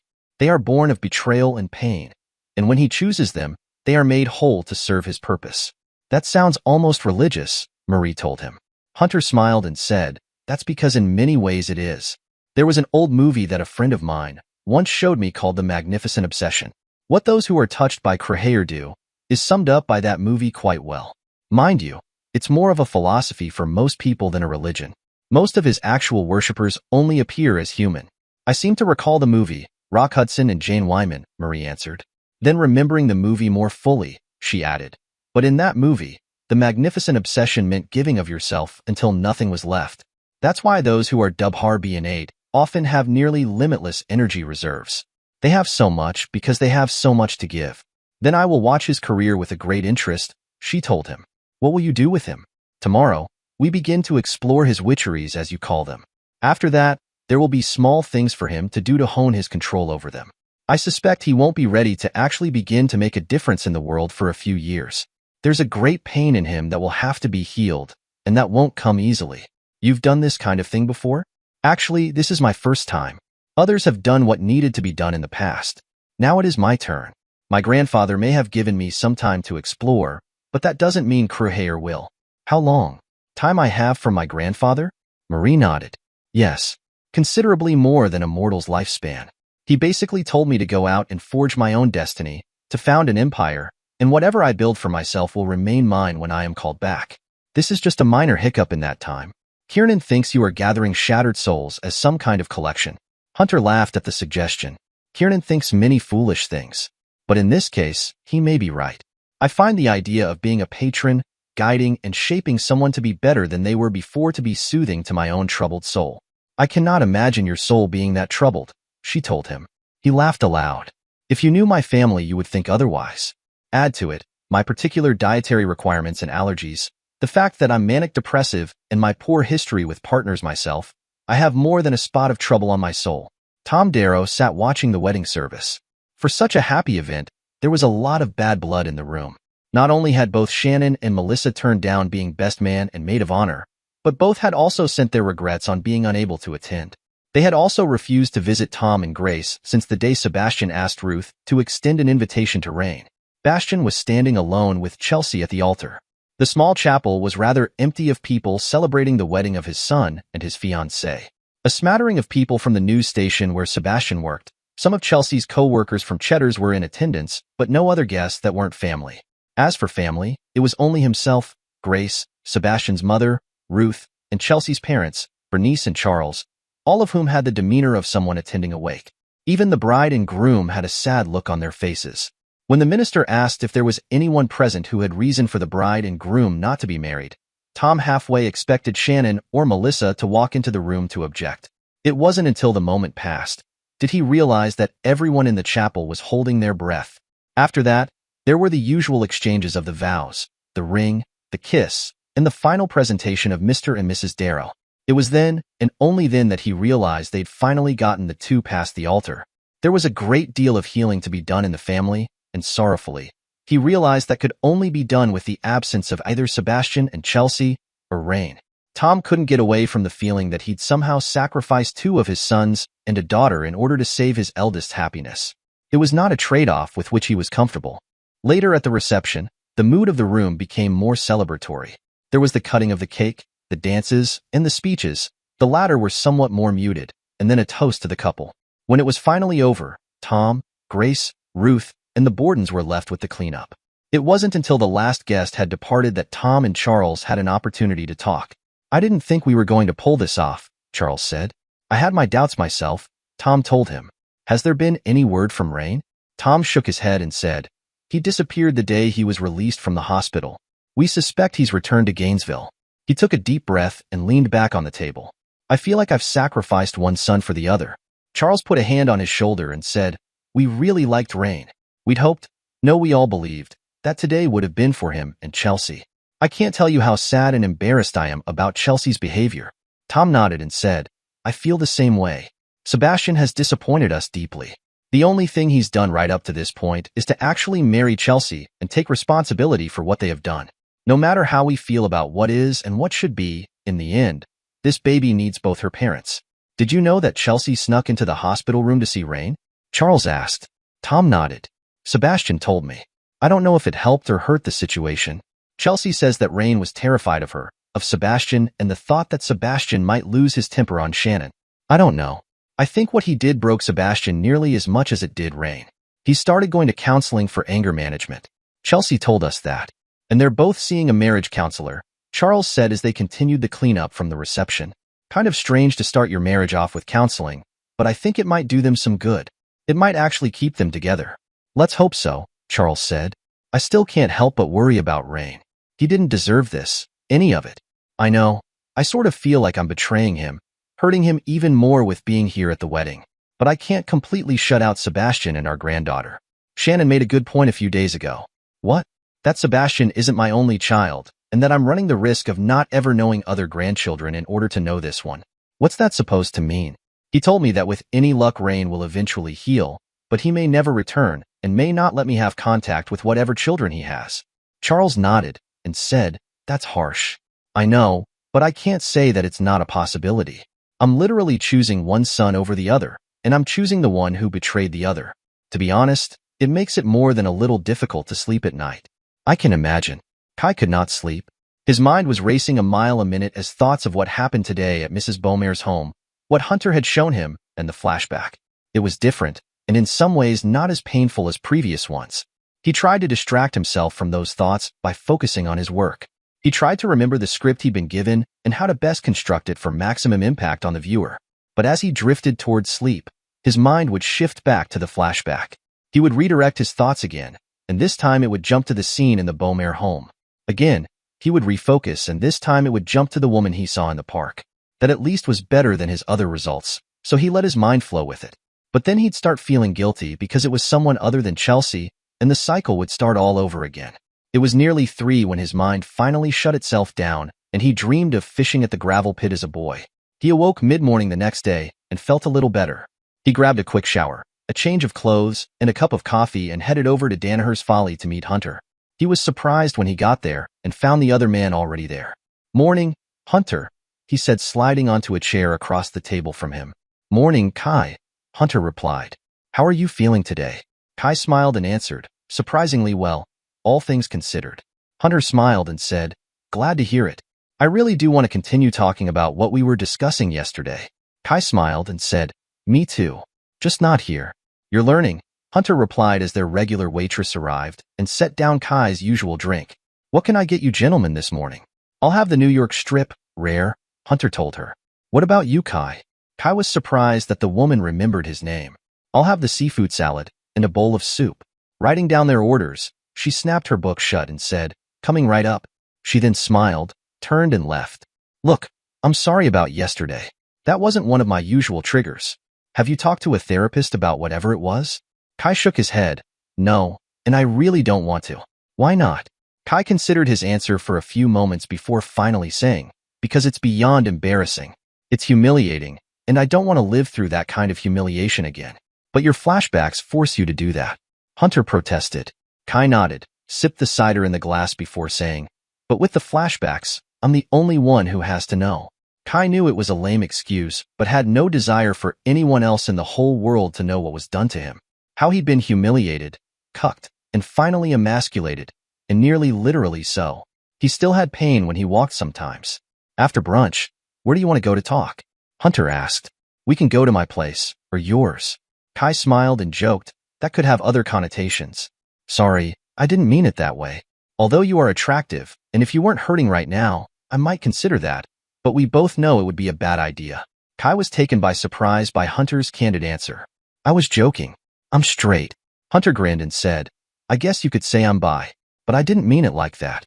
"It's cool," Kai told him. Then he ruefully added, "And to be honest, I couldn't take you up on it if I wanted to. I'm still healing." "Not a problem," Hunter told him. "How much of what I saw yesterday was real? Outside of your flashback, all of it." "I was afraid you were going to say something like that."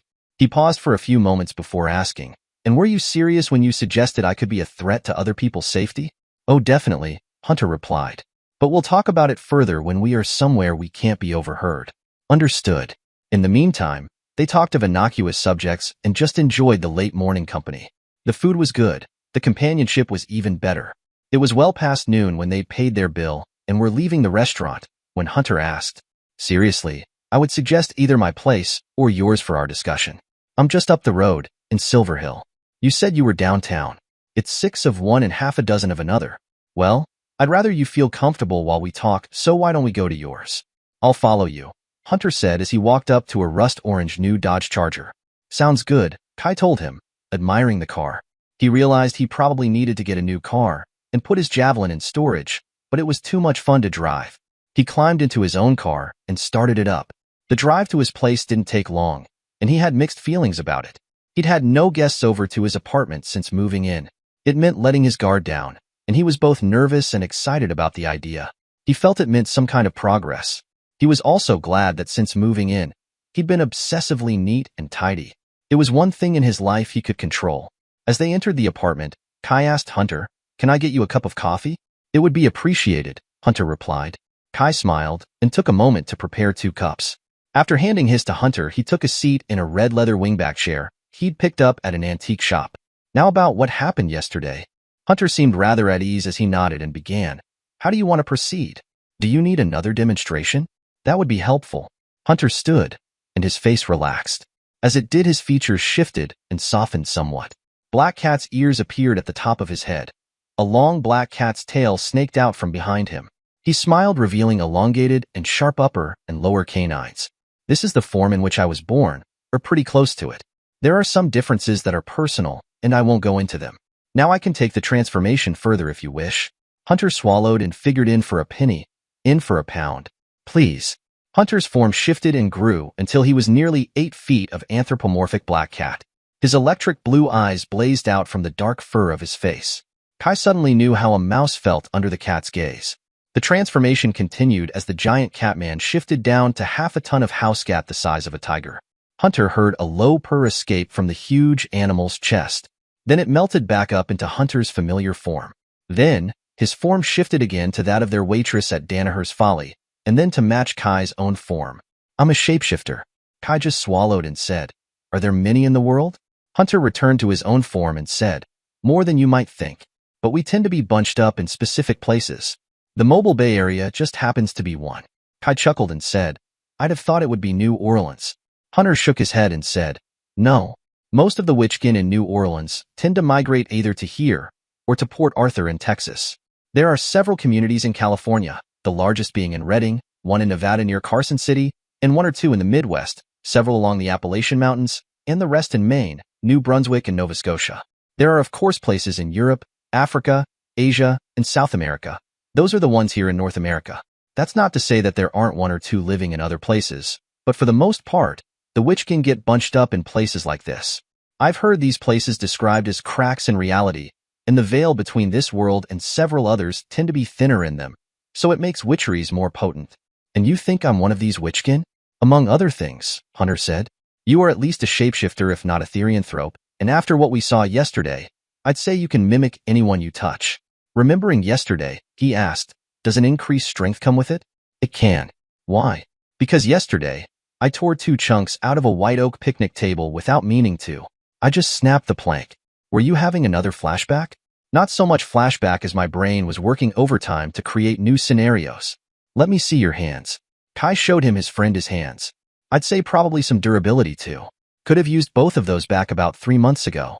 Hunter shook his head and said, No, you couldn't. Although whatever altercation occurred may have turned out different, it would have probably ended in someone's death. Kai thought about that. What really worried him was that right now, he wouldn't care if it had. Right now, he felt that he could deal with the death of his brother with great aplomb. That realization brought him up short. Sheepishly, he said, I think I see what you mean. Hunter gestured back to the chair. Why don't we sit down and talk about things further? I'm sure you have a lot of questions. After we've talked about them, we'll discuss some kind of training regime for you. You don't want to walk around without your witcheries under control. You would be a danger to yourself and others. What kind of Witchkin? Is that the right word? Are there? Just about anything you can think of from legend and a few that are unlike anything you might have heard of. There are werewolves and other kinds of therianthropes, witches, nixie, fae, several types of vampires, and some that defy description. You fall into the latter category. Those that defy description also tend to be among the most powerful. And Mrs. Beaumare? All I can tell you is that she has been part of the social scene of Mobile Bay since before the Civil War. Beyond that, you would have to ask her. Kai took a deep breath and tried to absorb it all. Finally, he said, Okay, I believe you. Now what do we do to make sure that I don't accidentally hurt myself or someone else? We begin the process of identifying exactly what your witcheries are, how they can be expanded, and how to best train them.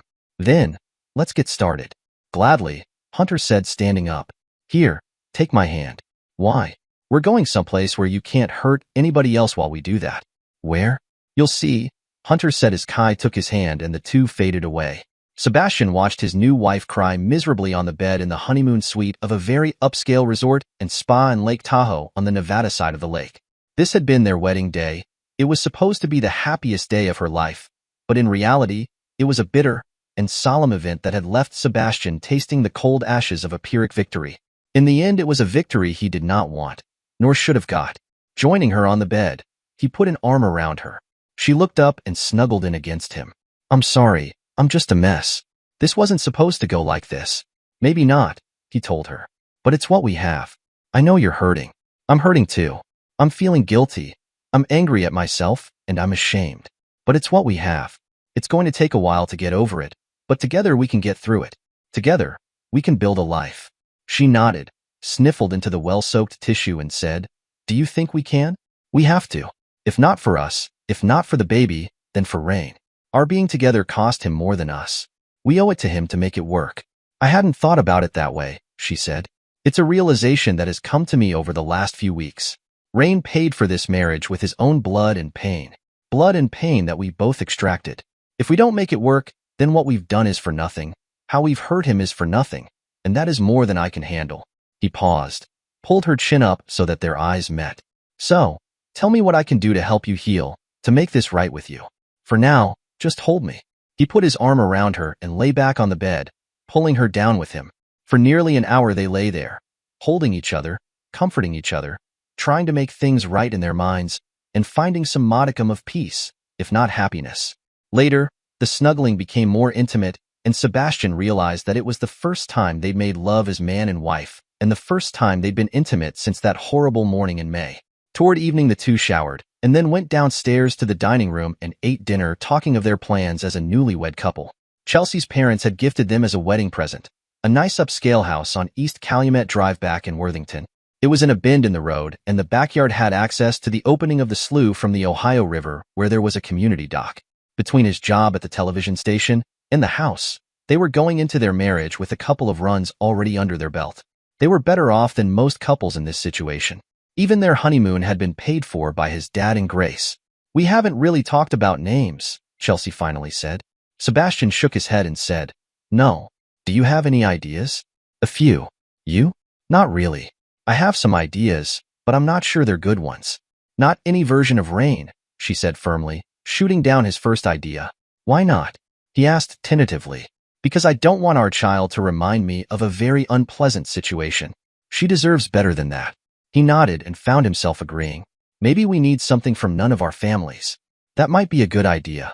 "How about Brooke or Brooklyn?" she suggested. "Those both sound good." "What ideas do you have?" "Tammy or Tabitha." "I like Tabitha," she said. "Tamara is okay, but between the two I like Tabitha." "How about Amber?" he suggested. "It's a bit common these days." "So's Brandy." Soon, the two were lost in picking a name for their daughter, and the pressure of the sadness and shame on their shoulders eased by a single straw's weight. That night, after an evening playing at the casino, they returned to their suite and made love again. Over the next several days, the two of them slowly found again what they'd lost on that horrible morning in May. They felt their love rekindle and begin to burn inside them again. It wasn't quite the roaring inferno it had been in May, but it was at least a warmth to both of their souls. By the time they returned to their home in eastern Kentucky, they had begun to heal.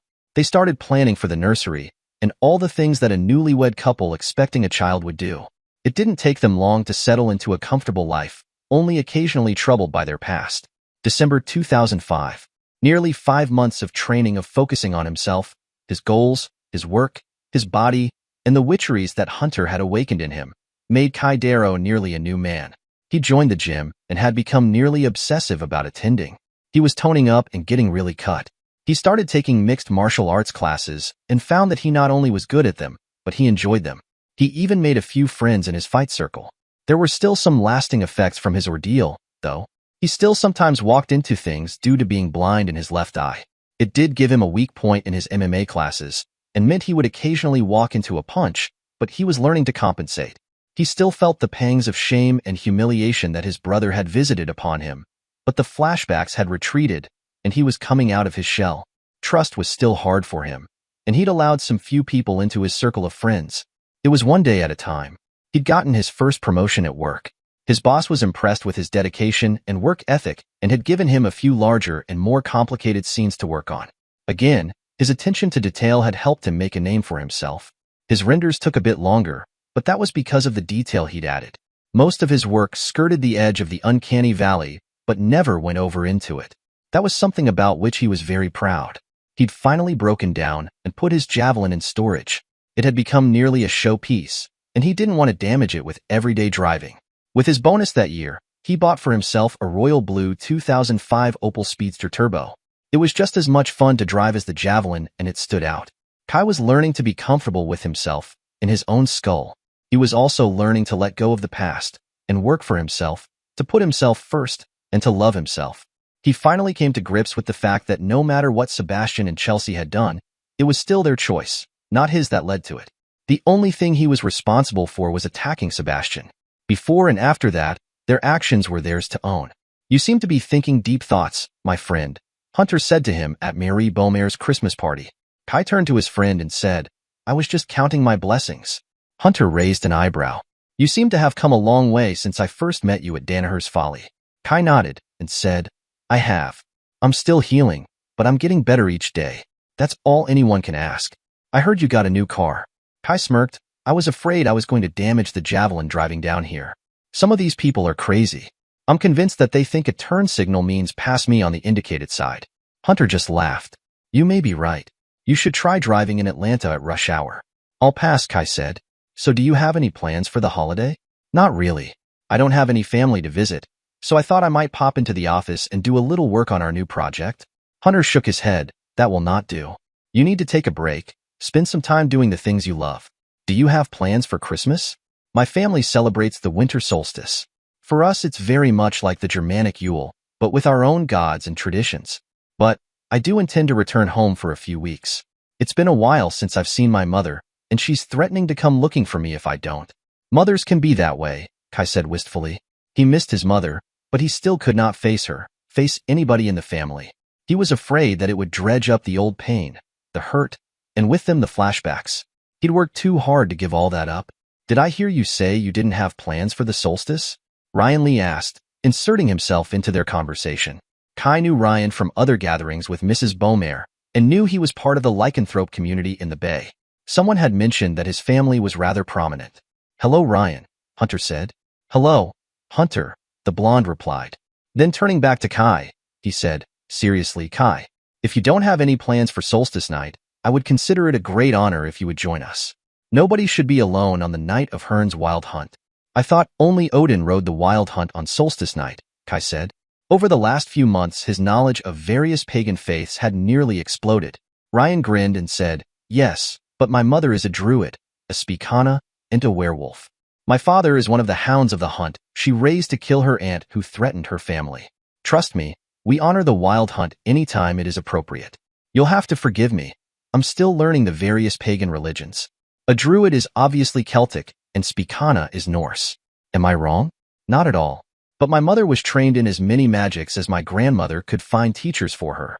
She honors all the gods and uses her magic very carefully after she turned my father into one of the hounds of the hunt. Must be some story, Kai told him. Trust me, it is. It's a story I hear about 4 times a year, at least once at Yule, Beltane, Albahefen, and Samhain. My mother is very proud of that particular spell, especially since she imbued Lance McKnight with the power of Hearn on that evening. Kai had heard of McKnight, but had not had the opportunity to meet him. He knew he was a member of the local Witchkin community and a very well-respected man with a great deal of skill and power. I wouldn't want to intrude, Kai told him. Intrude? Mom and Dad would love to have you there. I appreciate the offer. Can I think about it? Please do, Kai. I know my family would be honored to have you. He handed Kai a card with his name and phone number on it. Here's my number. I hope you join us. Then he turned back to the crowd and said, if you'll excuse me, I see my sister is about to get into an argument with Pat d'Iberville. I'd better head this off at the pass before it gets nasty. The blonde man disappeared into the crowd. Who is his sister? Kai asked absent-mindedly. She's standing by the tree talking to the red-headed woman, Hunter told him. Kai turned his head and saw a very pretty, blonde woman he recognized having an intense discussion with a pretty redhead girl. The blonde was the woman he'd seen at the park on the day he'd first visited Marie Beaumare's house. Her hair was pulled back in the same ponytail, and she was wearing a pearl-colored blouse belted at the waist that hung over a long blue skirt. She had on a pair of dark blue pixie boots and had a cup of eggnog in her hand. Kai watched as Ryan approached her. They spoke for a moment, and then she looked over at Kai and smiled and waved. Kai smiled and waved back, and then her brother pulled her away from the redhead and then out of the room. He wondered about that but said nothing. You really should go, you know, Hunter told him. Turning his attention back to his companion, he asked, Huh, what? Hunter chuckled and said, You really should go to the Lees for solstice. I think you'd find quite a few possible friends your age there. I'm not sure, Kai said, watching the blonde retreat. I am, Hunter said with a smile. Chelsea Darrow née Borden was feeling fat, miserable, and wanted to get this child out of her body. She was already 2 weeks past due, and if she didn't go into labor the next few days, the doctor was going to have to induce it. This was the 3rd time she had to get up in the middle of the night and pee, and it was getting old. Tabitha had taken to tap dancing on Chelsea's bladder over the last few days, and it had reached a situation where she was forced to wear a pad.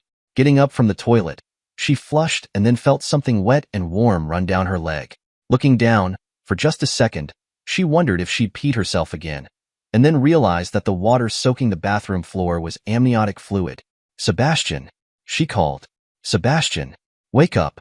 Huh. Her husband rolled over and checked the clock. It's 1:30, Chelsea. What is it? We need to go to the hospital. A contraction hit her. Now. Ugh. She held her lower abdomen. Sebastian sat straight up in bed. What? My water just broke. Grab the go bag and let's get to the car, she said, pulling on her housecoat. Got it, he replied, pulling on his jeans and shirt. He grabbed his keys and said, wait right here. I'm going to warm the car. Then, he grabbed his coat and headed outside calling, put on something warm. 2 minutes later, he was fussing over her like an old mother hen. Making sure she was bundled and warmed, he grabbed the bags and gently guided her out to the Altima. She couldn't help but notice how he had everything together. There was no panic in his voice, only concern for her, and for getting her to the hospital. The night air was cold and crisp, and she could see the waning gibbous moon in the sky.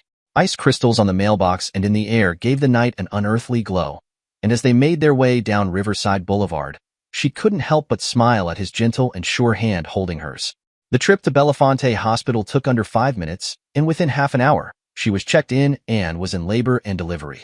While the nurses on duty got her prepped for delivery, Bastian had been filling out the admittance paperwork for her, so she'd been alone for nearly half an hour. She was scared and worried about the horror stories of pain that many women had warned her. Right as her fretting was about to get the best of her, Bastian walked in talking on his phone. We're in labor and delivery now. Will you call my dad and mom and let them know? There was a brief pause, and he said, thanks, Charles. Closing the phone, he came over and kissed her on the forehead. Everything is going to be okay, Chelsea. Again, he took her hand and held it as the nurses got her feet in the stirrups to check how far she was dilated. Her contractions had become strong and regular, and the nurse looked back at her and said, 9 centimeters. This baby is coming fast. Chelsea grunted at the pain and said, I thought I was going to get an epidural. By the time it takes effect, the baby will be here, the nurse told her, patting her hand. Then she looked at Sebastian and said, Dad, why don't you stand back next to Mama's head and hold her hand? That should keep the hitting down. Bastian smiled and did as he was told. I'll just do that. Time seemed to slow to a crawl as the pain and pressure built in her body.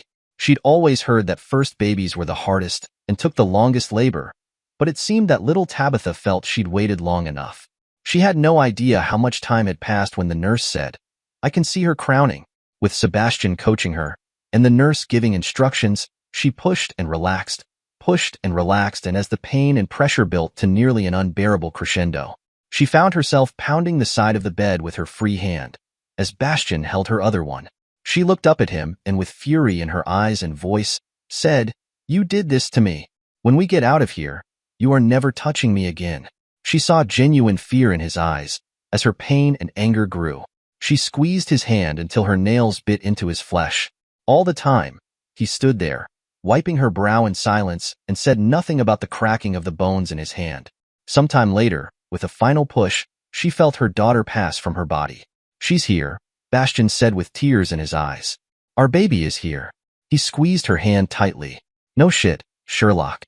Then the room was filled with the cries of her daughter, and she felt her eyes tear up. The nurse said, Time of birth 7:46 am.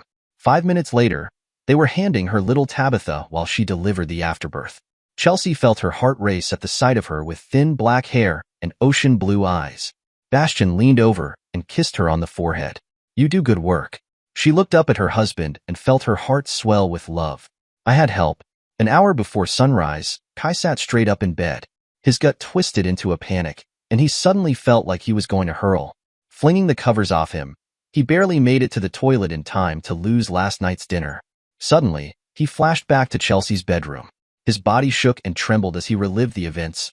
Not once, not twice, but his mind drug him through the vignette a total of 3 times before it released him, and he found himself lying on the cool tile of his bathroom floor. He finally gained control of his muscles and staggered from the bathroom, trying to figure out what had triggered such a strong flashback. Strangely enough, he didn't feel the usual malaise that followed one of these episodes. It was nearly cathartic, as if it had kicked the healing process into a new phase. He sat on his bed and tried to find out what had caused him to flashback and couldn't find anything. His dreams before awakening had been innocuous. He was dreaming of being out in the Gulf on a fishing boat. It was something he'd planned on doing this spring with his boss and a few other men from work. Finally, stripping, he went back into the bathroom, flushed the toilet, took care of other things, got a shower, and came out and turned on the television in his bedroom to get the local weather. The high was projected for the mid-50s with a low tonight in the upper 20s. He grabbed a sweater to wear over his shirt and went into the kitchen for breakfast. His phone buzzed. Looking down, he recognized the number and declined it. There was nothing he wanted to discuss with the person who'd called. He blocked the number as he pulled the ingredients for his morning meal from the fridge and the cabinet. He toyed with the idea of calling in today and spending it in doing some meditations to clear the cobwebs from his mind that the flashback had stirred up. In the end, he decided that with Christmas coming up this Sunday, it would be best to get a bit ahead on his workload. So, he walked into the offices of Gulf Coast Light and Magic at 8:30 and settled into his work area. He was deep into the scene when his boss came up to him and said, "Darrow, could you come to my office, please?" Kai set his work to save and followed his boss. Entering the office, the boss shut the door and said, "Darrow, you've been with our company less than a year, and I can't fault your work ethic, your talent, or your skill, and I can't say that about men and women who've been in this business since Tron." Kai's heart sank, and he asked, "There's an unspoken but in there, Mr. Jeffries?" His boss nodded his head and said, "Yes, there is, but I don't think it's what you think it is. Go on. We just signed a contract to do a major CGI motion picture from one of the big studios. I'm pulling you off the current project, and I want you involved with that one from the get-go. I want you to read the script, talk with the storyboard people, and the producer. This is a big project, Darrow. I've heard the budget is in the hundreds of millions of dollars. The director/producer wants it done with as much CGI as it can handle. You're going to have to invent new ways of rendering things. You won't be the overall lead on it, but you'll be my lead, and you'll be GCL and M's lead artist. This is a big project, and we don't expect it to be finished for nearly 4 years. Do you think you can handle that?" Kai smiled and said, "I'll do my best, sir. When do we start?" "I want you to fly to California January 2. Darlene will get your package together, and you'll spend a couple of weeks out there getting a feel for what the director wants, and then come back here and start the rendering. I'd like the big guy to get his first renders by the end of January." "Yes, sir," Kai told him. "In the meantime, I'll get as much of this project finished as I can. Who will I be turning it over to?" "Patricia." Kai raised an eyebrow. Patricia wasn't exactly one of the best artists on the team, but it was the boss's orders, so he'd let him handle it. "You'll still get your lead artist billing." "Thank you, sir," Kai told him. "No, Kai. Thank you for being exactly the kind of employee I needed." He smiled and said, "Go on and get back to work." "Yes, sir," Kai told him before heading back to his desk. For the rest of the day, he felt like he was walking on air. "She's perfectly adorable," Grace said, holding little Tabitha. "When can you bring her home?" "They said if everything checks out, tomorrow," Chelsea told her. "What a wonderful Christmas present." "I'm not sure how she's going to feel about that," Chelsea said. "You know how kids who have birthdays near Christmas complain of combined gifts. We'll just have to make sure she gets 2, Grace said, staring lovingly at her grandchild. "Where's Sebastian? He want to get something to eat. How about you and the baby?" "I ate just a bit ago, and the baby just finished nursing." Grace nodded and said, "I think I got a lead on Rain's location. I tried to call, but it went to voicemail. I left a message about the baby." Chelsea narrowed her eyes at Grace. "Why in the world would you do that?" "He needs to know he's an uncle," Grace told her. "Grace, there's something you need to understand. If there's going to be healing in the family, it's going to mean that either Sebastian and I can be part of it, or Rain can. Rain has decided to make it be himself that has to go. I don't like it, and Sebastian doesn't like it, but it's the only choice he has left. Sebastian and I have done enough to hurt him. We don't need to rub his face in it." "Who's rubbing?" "He needs to know he's an uncle." Chelsea was nearly in tears. "Did you ever stop to think that Rain wouldn't be happy about Tabitha? She's a reminder of what we did to him. You didn't do nothing to him. How can you say that? Why can Sebastian and I admit our guilt, and you can't?" "So, you had an affair. Families get over that all the time." Chelsea shook her head. "Not like this, Grace. Not with what Sebastian did. Rain attacked Sebastian and got his butt kicked for it. If anybody is at fault, it's Rain for attacking his brother." Chelsea could not believe her ears. Finally, she just looked at Grace and said, "Please don't try and contact Rain on our behalf again. If we want him to know, we'll tell him." Grace harumphed at her and went back to gazing adoringly at little Tabitha. Who couldn't love this precious little baby? Chelsea just bit her tongue. She was going to have a talk with Tom about this. Grace was going out of her way to cause even more damage. Why did it seem like there was always a dark spot on any day where she was supposed to be happy? She wondered if she'd ever be truly happy again. Before she could say anything else, Grace looked up at the wall clock and said, "Well, I'd better be scootin'. I have to be at work in half an hour." She kissed Tabitha and handed her back to her mommy. Chelsea shook her head and watched her retreat from the door. She was weeping openly when Sebastian came back in. "What's wrong, honey?" he asked. Chelsea felt a sudden sadness well up from her soul. "It's just too much," Chelsea told him. "It's all so overpowering." "What are you talking about?" Sebastian asked, taking his daughter from her.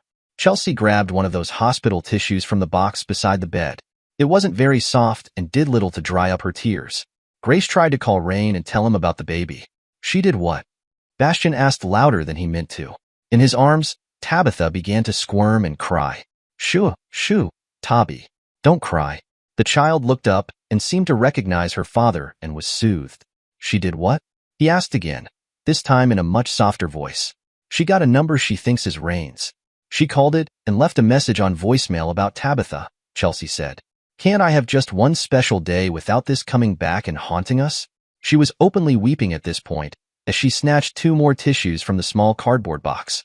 "I'll talk to Dad about it," he told her. "Please do," she told him. "I can't take much more of this."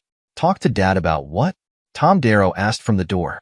Sebastian handed the baby back to his wife and said, "Let's talk outside." "Okay," his dad replied cautiously. Chelsea watched the 2 men exit the hospital room and wondered how her life got so screwed up. Kai felt like he was on top of the world when he rang the bell at the Lee residence. The sounds of people talking with the instrumental strains of holiday music in the background could be heard outside the rather nice brick home in Silver Hill. "I'll get it," he heard someone cry. 2 seconds later, Ryan opened the door and said, "Kai, glad you could make it." He entered the house, and the pretty blonde he'd seen 2 weeks ago at Marie Beaumare's handed him a cup of eggnog. She smiled at him and said, "Hi, I'm Chastel Lee." Even her name was pretty. Taking the eggnog, Kai replied, "I'm Kai Darrow.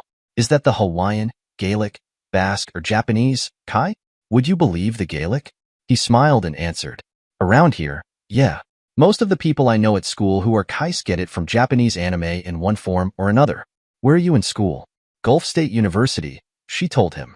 "I'm a senior in the nursing program." "Well, it's my very great pleasure to meet you, Chastel." She laughed and said, "I've seen you around. I think the last place was at Mrs. Beaumare's Christmas party. You were talking to Hunter Dare." "I was." "That's pretty rarefied air you're breathing around Hunter." "I don't understand," Kai told her. "Hunter is like my cousin, Lance. He's almost royalty among the Witchkin." Kai shrugged and said, "He's my friend." "Then count yourself lucky." "I'd count myself just as lucky if I could count you as a friend too." Kai couldn't believe he just said that. "Oh, you're smooth," she said with a smile as she put her arm through his and took him around the room. "Let me introduce you to anybody you don't know." The first place she took him was to a couple that looked like they couldn't be out of their 30s. But Kai had learned a great deal of the Witchkin society in the last few months, and chief among those were that few people looked their actual age. He'd learned to look at their eyes and how they carry themselves. This couple looked close to their age, but he wasn't sure. "Kai Darrow, this is my mom and dad, Cassandra and Robert Lee." He noticed the man was scrutinizing him closely, as the woman smiled and said, "It's our pleasure to meet you, Mr. Darrow. Ryan has had many good things to say about you." "Ryan?" Chastel asked. "Your brother?" her father said with a smile. "The one you shared a womb with for 9 months?" "Oh," Chastel said. "I guess I was having a blonde moment. I didn't realize you two were twins." "Multiples run in the family," Chastel said. "It's that rarefied blood that some people put so much stock in." Kai got the message. Lycanthropes tended to have litters. Small litters, but litters nonetheless. "Come on, let me introduce you to my cousin." "Well, he's my cousin twice removed if I understand these things. He's my great-uncle's son." "I think that's right," he told her as she led him to a man who looked no older than Kai. "This is my cousin, Lance McKnight." "Lance, this is Kai Darrow." "Hunter Dare's friend?" the man asked. "Evidently one of the best ways to be known in local Witchkin society is to know Hunter," Kai said. "Now that you mention it, that's probably right. Nice to meet you, Kai." "You too, Mr. McKnight." "Call me Lance," the other man said, looking back and forth between Kai and Chastel. "Lance," Kai said. "If you'll excuse us, I think I'm being pulled somewhere else," he told the other man in amusement as Chastel dragged him away. Within an hour, he'd been introduced to a great many people, some of the names he even remembered. But what he remembered most about that evening was that he had a good time with a pretty girl who was interested enough in him that they exchanged phone numbers. It was a good day indeed. Melissa Darrow was in a funk. No matter how much she tried, she just couldn't get into the Christmas spirit, even with Bastian's new baby. There was still a high tension in the family, and Rain's absence was acutely felt as they settled around the table for Christmas dinner. Gifts had been exchanged, and of course the new baby had been the center of attention, but none of it could get Melissa to generate much more than a perfunctory smile. She missed her brother. Plain and simple, she missed Rain's easy laugh, his quick smile, and his sense of humor. When Grace looked at the empty chair at the table, shook her head and carried it out of the dining room, Melissa found that she'd completely lost her appetite. She wondered what her brother was doing for Christmas Day. Did he have anyone to exchange gifts with? Did he have friends? Was he eating Christmas dinner alone? All of it just welled up inside her until she put her napkin on the table and said, "Please excuse me. Where are you going?" Grace asked as they passed in the large doorway between the living room and dining room. "I don't feel like eating right now." "Melissa?" Grace asked as Melissa climbed the steps. "Where's she going?" She asked the people in the dining room. "Probably upstairs to her room," Shannon said. "I'll make her a plate and take it up to her later." That was the last thing she heard before closing the door to her room and throwing herself onto her bed, crying. Thoughts of Rain being alone for Christmas haunted her, and she felt the anger that had been buried over the months leading up to Tabitha's birth had suddenly come boiling up in her. She felt tears well up in her eyes, and she turned over onto her stomach and wept into her pillow. She had no idea how much time had passed, but the December shadows had lengthened into night when a knock at her door pulled her out of a fitful sleep. Surprisingly, it was her dad that entered, carrying a plate and a glass. "Hi, Missy. I thought you might want something to eat." She looked up at her father and shook her head. "No, thank you." Coming into the room, he shut the door, set the plate down on her dresser, and pulled up a chair from the vanity. "You need to eat something." She shook her head and said, "If I try, it'll just come right back up." "Want to tell me what's bothering you?" "You know what's bothering me," she told him. "I know, Peanut, but sometimes it helps to put it into words. It gives it form, makes it real so we can deal with it." She just shook her head. "It's not fair. Rain didn't do anything wrong, and he's the one that has to go away just because Chelsea gets knocked up. It should have been Rain at the table, not Bastion and that little slew." "Melissa," her dad warned. "You know what I mean. Why does Bastion get a free pass just because he didn't use a condom? Life is often not fair, Peanut. And heaven help us, this is one of those cases. What Bastion did to your brother is beyond contemptible. It was horrendous, and I can't understand how one brother could do that to another. But it would also not be fair, even less unfair really, if we made Tabitha pay the price for her parents' stupidity." Melissa smiled. "That's the first time I've heard you criticize Sebastian for his part in this. I try not to criticize any of my children, and if I do, only to them. But this is sort of a special case. I'm just worried about him," she said. "Is he spending Christmas alone? Is there anybody to buy him a gift, or him to give one to? Is he eating a real Christmas dinner, or is he sitting alone somewhere? I don't know, Peanut, and I have exactly the same worries." And Grace isn't helping. She told Chelsea that all of this was Rain's fault for not being here, and for attacking Sebastian. She couldn't understand how Rain could not be happy about the baby. "Dad, she's stupid on a whole new level." Her dad nodded his head. "Not stupid, and not even uncaring. She just sees the world the way she wants to no matter what reality is. I talked to her about that, and she seems totally oblivious to what she's saying." Melissa set her jaw and then said, "If she ever says something like that in front of me, whether she's your wife or not, I'm going to pop her in the mouth. I really wish you wouldn't, Missy. Having one of my kids not talking to me is bad enough. I don't want to lose another one. You need to let go of this anger. It's not doing you any good. It doesn't do Rain any good, and it's not good for the family. Neither was Sebastian having an affair with Rain's girlfriend. Neither was Curb stomping him. Why do I have to bend my feelings for the family, and they don't? Tabitha," her dad told her bluntly, "because that little baby doesn't deserve to be held accountable for what her parents did." Melissa nodded her head and said, "I know. It just hit me hard today." "Me too, Peanut. Me too. I'll be away until the 11th, Kai told Chastel. The two had been spending most of the last week together, talking, going to movies together, and just being together. Of course, they hadn't taken their relationship to a physical level yet, and Kai wasn't sure when he would be ready for that. Much to his surprise, Chastel had told him that waiting was perfectly fine with her. She wasn't in a hurry. "Maybe we can get some dinner on the 12th? Smiling, Chastel shook her head and said, "Can't. 12th through the 15th is the full moon. I can't believe I'm having to adjust my dating schedule around the phases of the moon because my girlfriend is a werewolf," he told her softly. "Girlfriend?" she asked. "Does this mean we're exclusive?" "I am," he told her. "It's not because I'm getting attached too early, just that I can only handle one relationship at a time. My dating history has not been good. She smiled and said, I think I understand. We'll go slow. I'm not looking for anything you're not ready to give. He smiled and said, I appreciate that. Then pausing, he asked, just a question, and if you don't want to answer it, that's fine. I'm just wondering how dangerous you are on the full moon? She frowned and said, I'm not sure. Ryan, Mom, and my grandmother along with Dad usually help keep each other in check. We've sort of formed our own pack. We've been fortunate enough that we have access to a forested area to run and hunt without encountering people. And the fact that Dad can keep up with us helps. Exactly what is the situation there? I mean, how does someone who isn't a werewolf keep up with you guys? Chastel blushed and smiled before saying, Would you believe Mom turned him into one of Hearn's hounds of the hunt the first night she met him?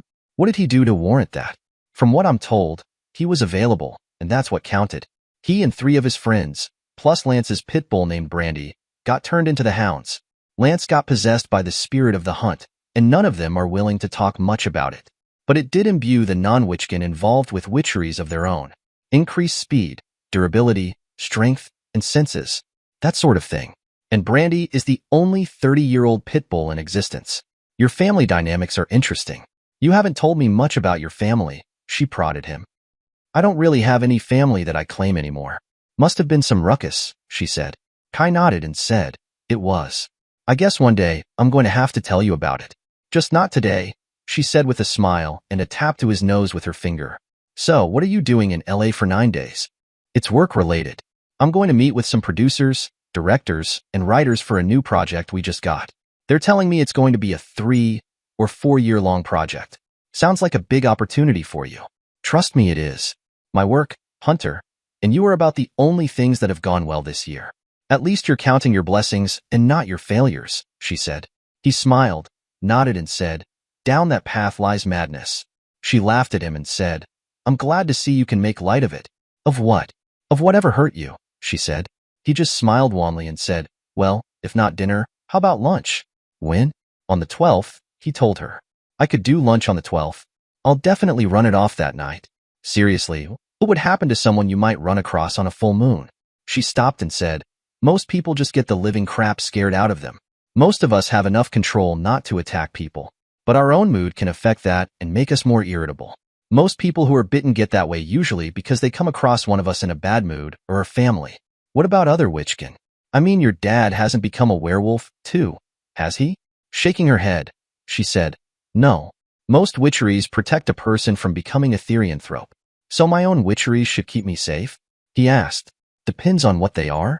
Hunter calls me panthropic. I can look like anybody I want to. If I touch them first, I can do it down to a cellular level.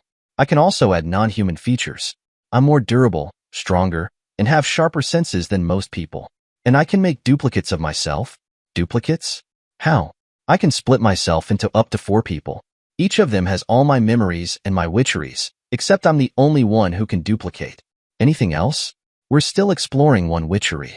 Hunter says it's very dangerous and that I need to study for years before trying to use it. He calls it world walking. Really?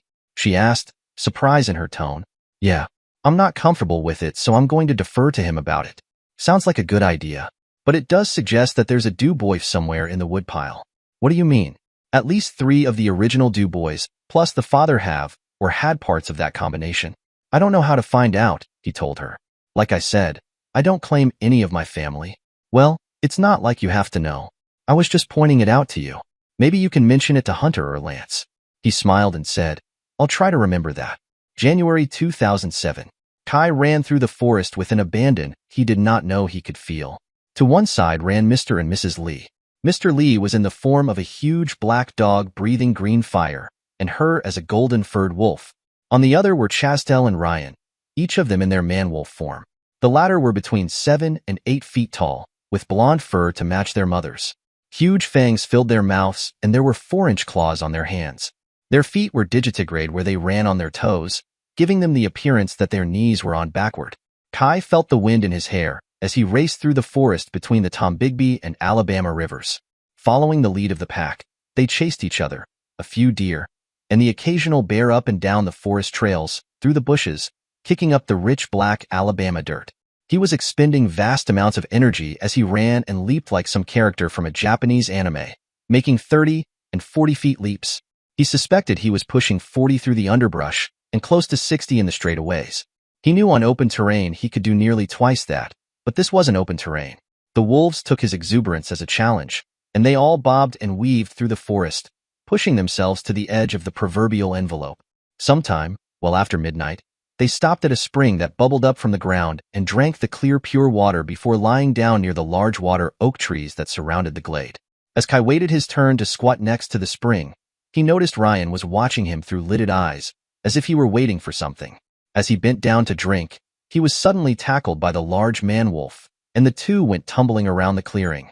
Kai instinctively knew this was play, not a real fight, as the bites and claw swipes were not meant to do damage, but instead to challenge, riposte, dodge, and parry.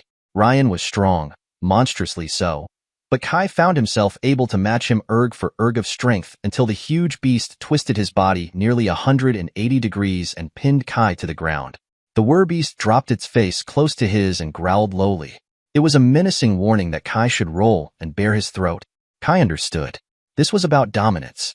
With a shake of his head, he pulled his feet up under him and pushed off Ryan's hips.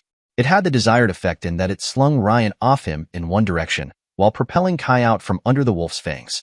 A quick shoulder roll, and he was back on his feet, as Ryan found himself lying flat on his face. Kai leapt toward the wolf, grabbed an arm, and flipped him over. Then with a twist of his body, he straddled the wolf's chest and leaned down into his face and growled at his girlfriend's brother.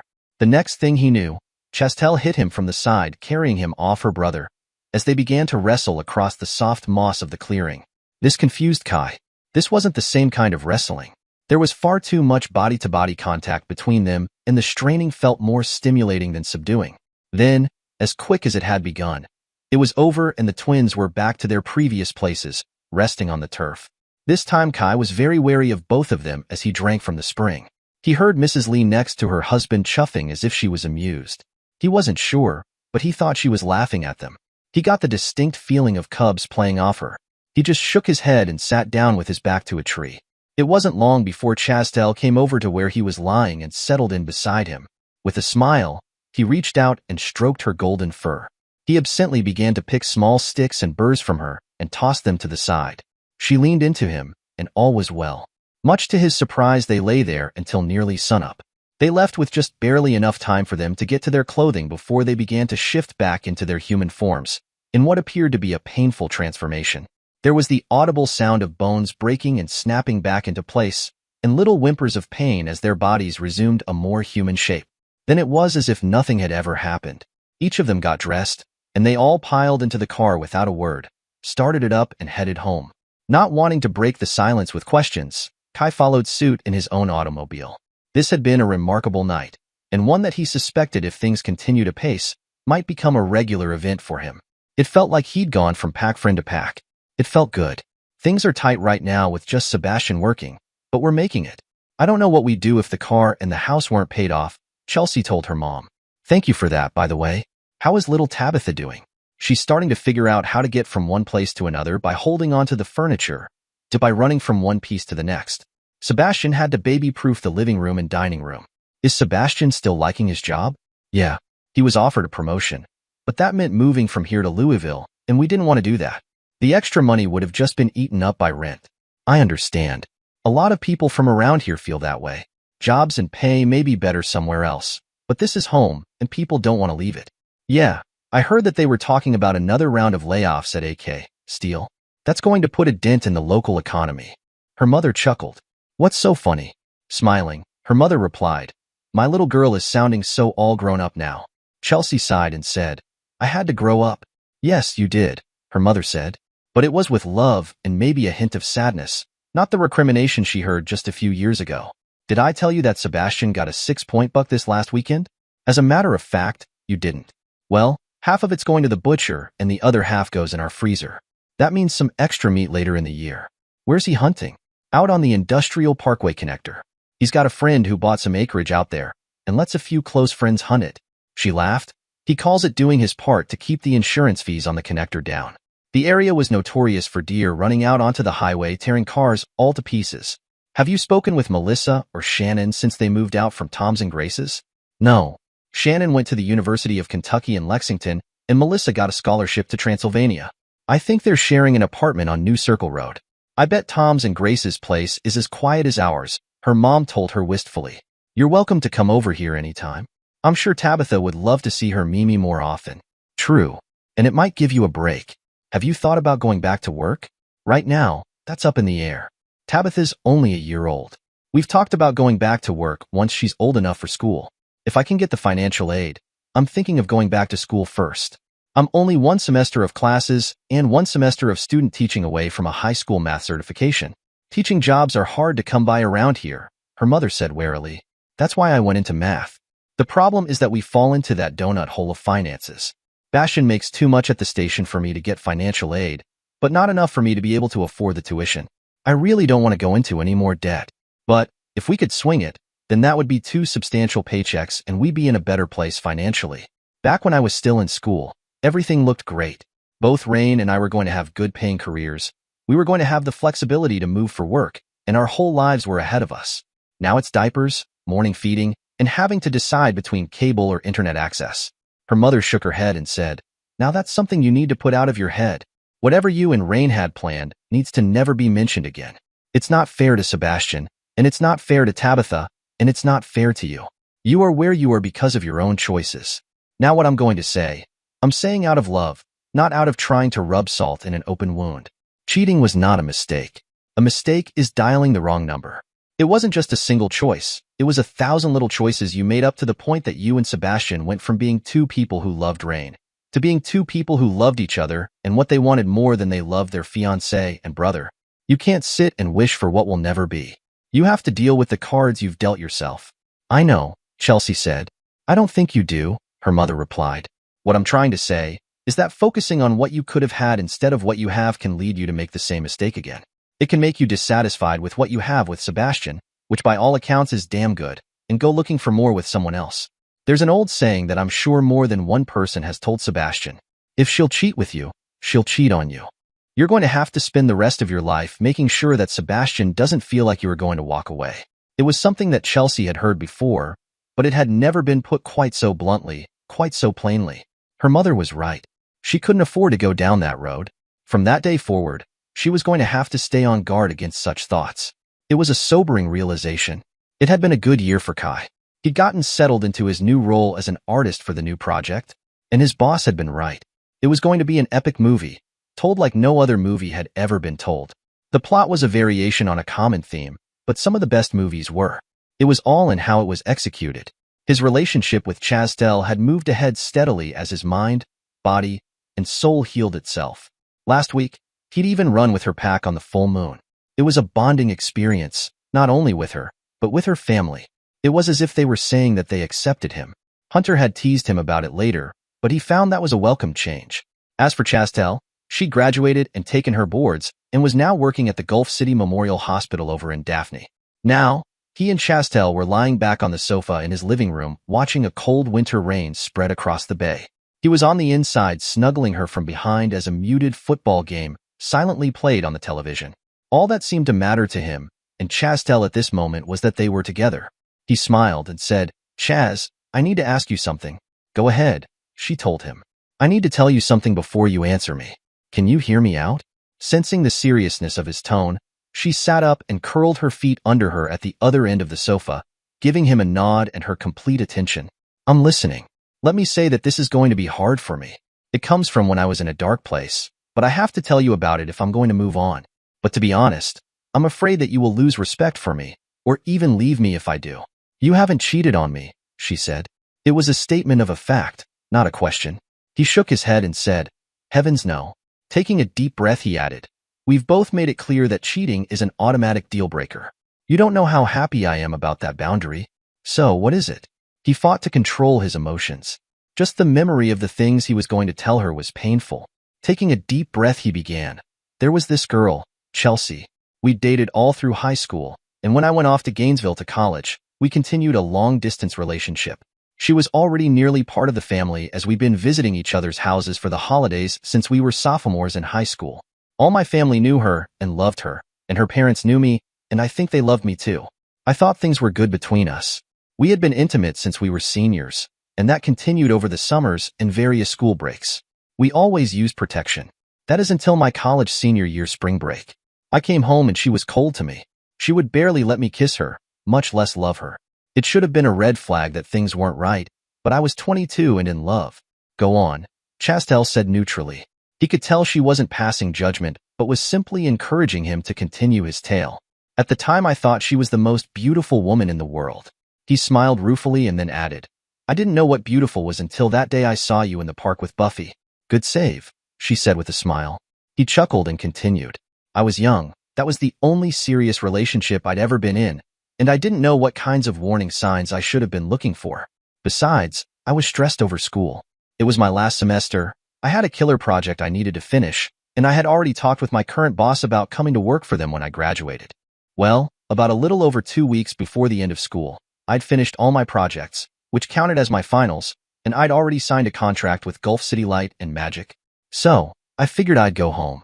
I bought a ring that Chelsea had pointed out that she liked, and I was going to propose. I drove through the night to get there before her day started. I wanted everything to start out on the right foot.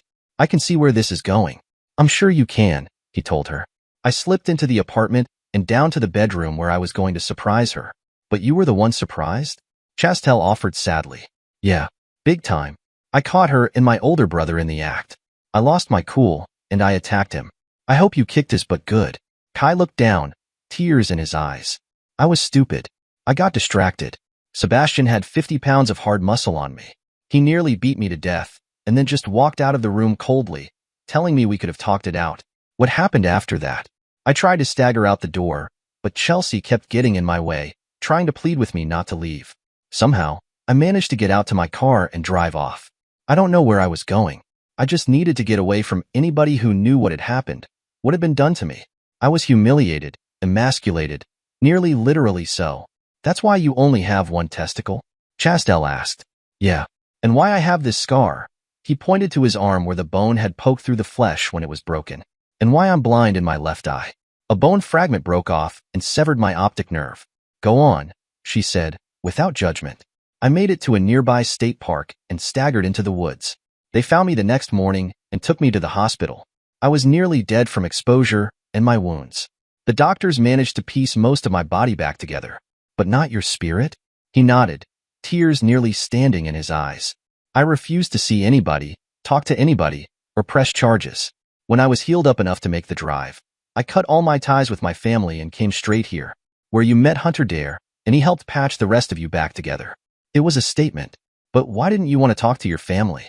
He shook his head and said, because I knew they knew what had happened to me, what had been done to me. They knew how Sebastian had humiliated me, how he'd not only taken my girlfriend from me, but had beaten me physically when I tried to do something about it. I couldn't face them with that knowledge. She nodded and said, I can't say that I understand. What you're describing is something definitely tied to being a man, but I don't think less of you for it. She sighed and then asked, did you ever find out how it started? He shook his head and told her, no. Chelsea snuck into my hospital room not long before I left, wanting me to forgive her. I hope you didn't, Ches told him, this time with iron in her voice. He shook his head, no. I told her I couldn't give her what she needed. She told me she was pregnant, and that was why she wouldn't sleep with me during spring break. She didn't want to be unfaithful to my brother. I'm sorry, but your girlfriend sounds like the original werbitch from hell. Kai smiled weakly. I wouldn't argue that. Now what is it that you had to drag yourself through your own personal hell and tell me all that in order to ask me? Kai rolled off the sofa, and Nee walked to her end.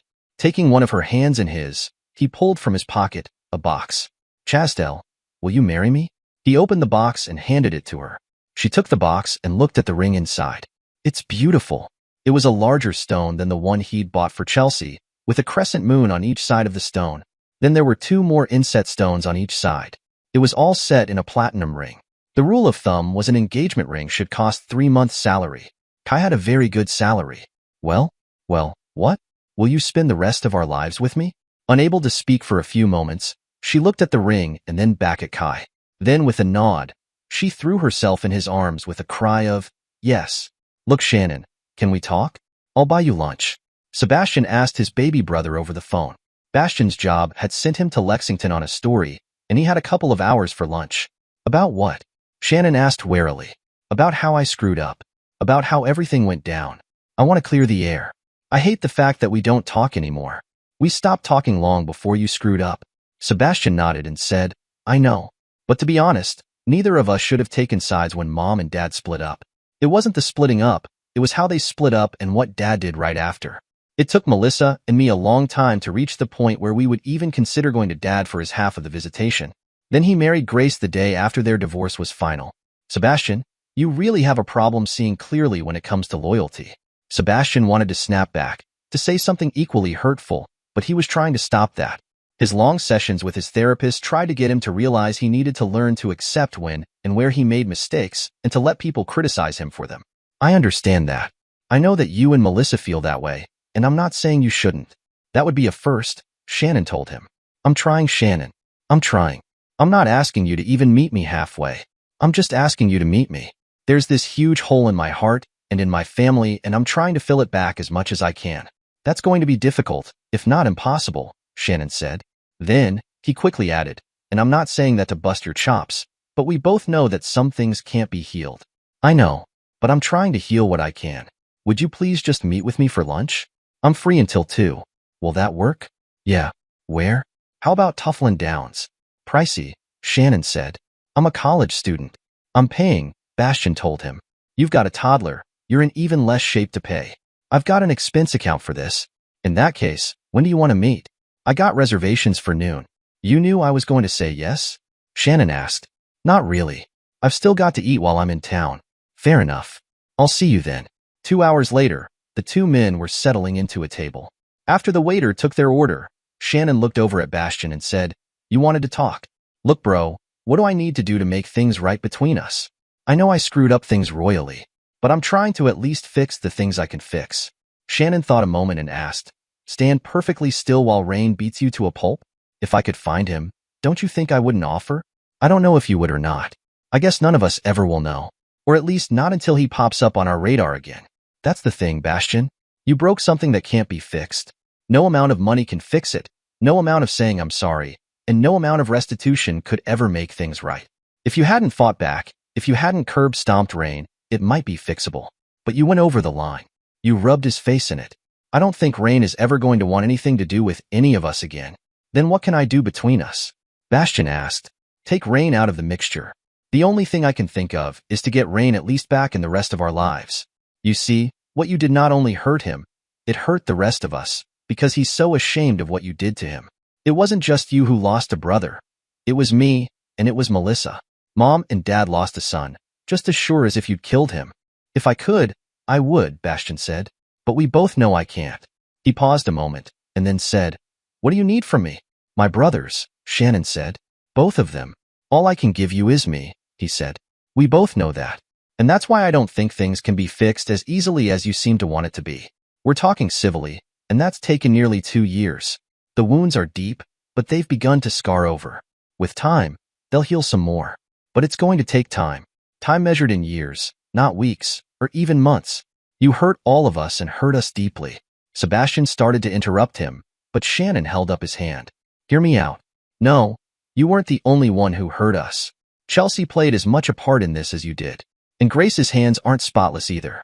About Chelsea, Bastian began. What about her? Can you heal things with her too? When she asks, I'll consider it, Shannon told him. But the only person you can ask for is you. And Tabitha? I don't hold anything against Tabitha. She's the only innocent person in this whole mess. I thank you for that much. So, how are you liking UK? It's different from being back home, that's for sure. My classes right now are pretty general stuff, so it's not kicking my butt yet. That won't start happening until I get into my advanced chemistry classes. Are you still planning on being a chemical engineer? Yep. Melissa and I both. We like chemistry. Who knows, I may even go into explosives. There's no problem that can't be solved by the proper application of high explosives. Something like that, Shannon told him. June 2008. Kai had stood in front of the arbor and at the altar erected in the back garden of Bon Travail, Lance McKnight's plantation house. Hunter stood next to him, and next to Hunter was Ryan. Ostensibly, they were there to make sure he didn't run. In reality, they were each holding the other up after last night's evening of drinking and bonding.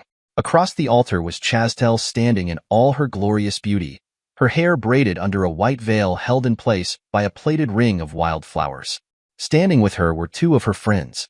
Kai wasn't sure if they were Witchkin or not, but he suspected that his bride may have shared more about their private lives than he was entirely comfortable with, as they kept looking at him and giggling.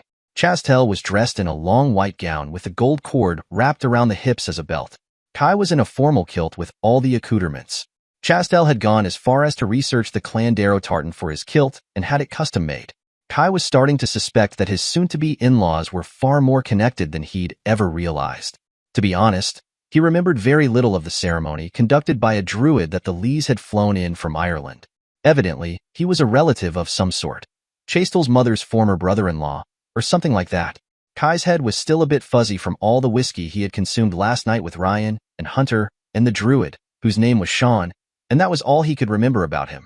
Evidently, the ladies had stayed in at Bon Travail's and tasted deeply of its wine cellar. For some reason, Mr. McKnight was only happy to oblige the couple. Kai had no problem with being married in a pagan ceremony. He'd lost much of his own faith right after the unpleasantness with his brother.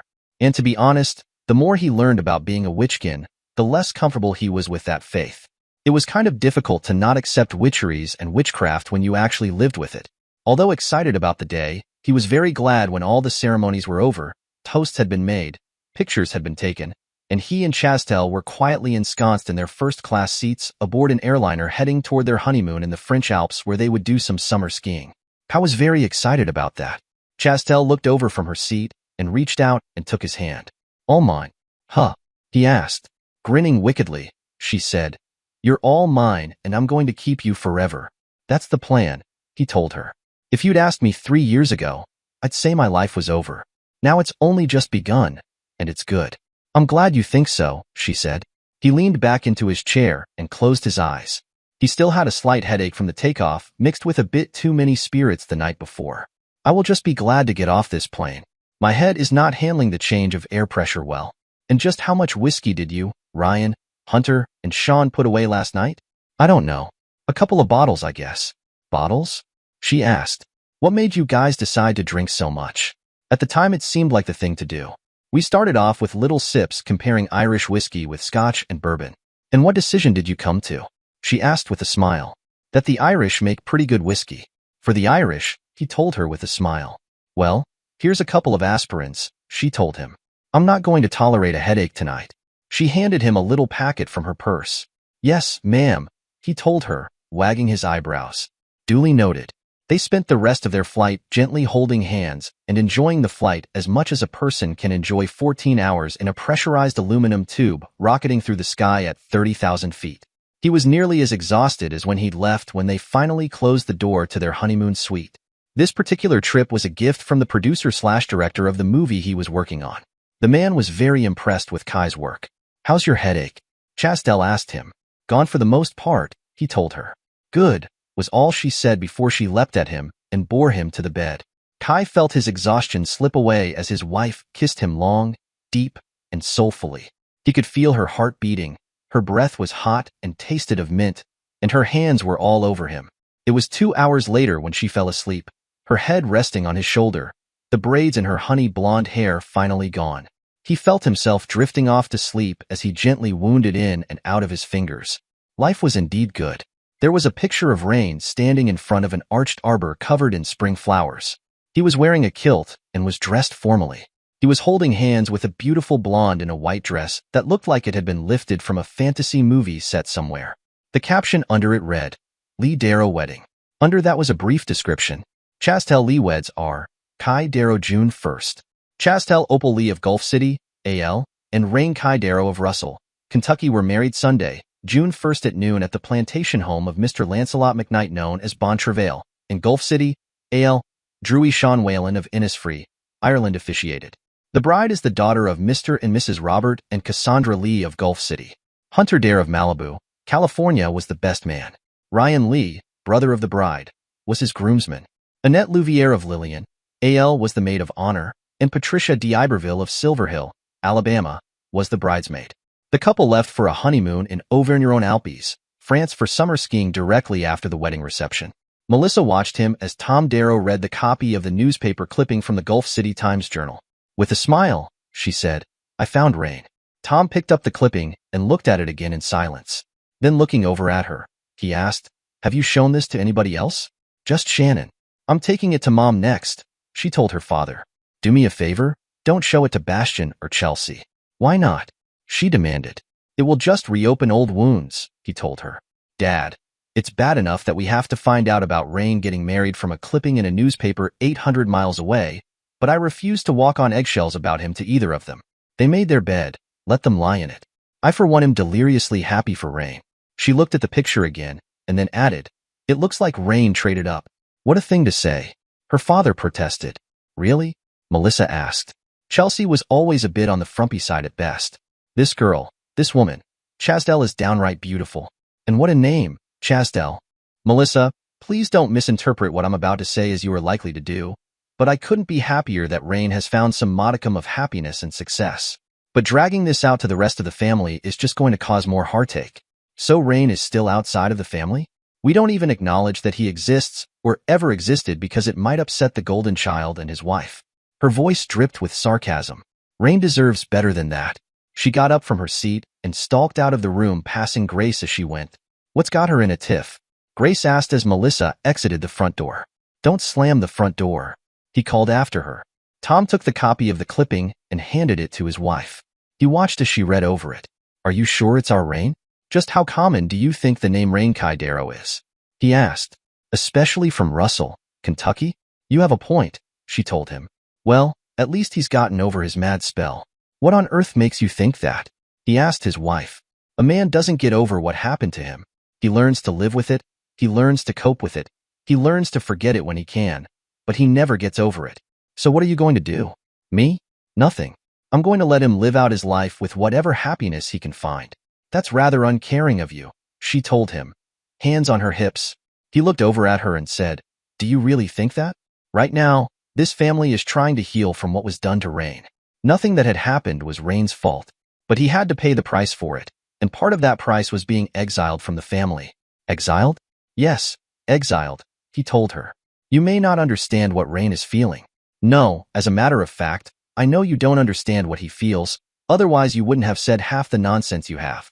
But there is no way Rain could come back to the family and look us in the eye, with us all knowing what happened to him. Sebastian did far worse than taking Rain's girlfriend and then beating him. He cucked him, he emasculated him, and then told him that it was his fault he was lying on the floor a bloody mess. Rain had to leave. I'm not happy with it, and I'm very likely never going to forgive either Bastian or Chelsea for what they've done, but at least I understand it.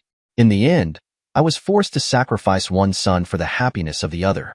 That's not fair, Grace said. Rain couldn't expect Chelsea to wait for him when he was gone for months at a time. Tom stood and looked his wife dead in the eye. He'd had enough of this garbage. I don't ever want to hear you say that again. Get something straight in that crooked little red head of yours. Rain is in no way responsible for anything that happened here. It's all on Sebastian and Chelsea. Now I will keep my mouth shut to keep the peace, and because I don't want it to cause poor Tabitha any problems. But I am not likely to forgive or forget very soon. Sebastian cost me a son because he couldn't keep his hands off his brother's girlfriend. That's something I'm not likely to get over, but I'll live with it. I suggest you learn to live with it too. He could see his words hit her like a train. She wasn't used to being talked to this way. Tom was for the most part an easygoing man who didn't rile easily, but he was sick of this mess. All he wanted was his family back, and that was the one thing he was probably never going to get. He picked up the newspaper clipping and stalked out of the room. August 2008. Chasdell Darrow was somewhat nervous about what she had to show her new husband. They'd only been married a few months and were settling into their beautiful new white and blue home on Condé Avenue on Dauphin Island. She poured herself a cup of coffee, grabbed her tablet, and went out onto the back deck. The early morning view of British Bay was spectacular. She sat down on the steps that led down to the water's edge.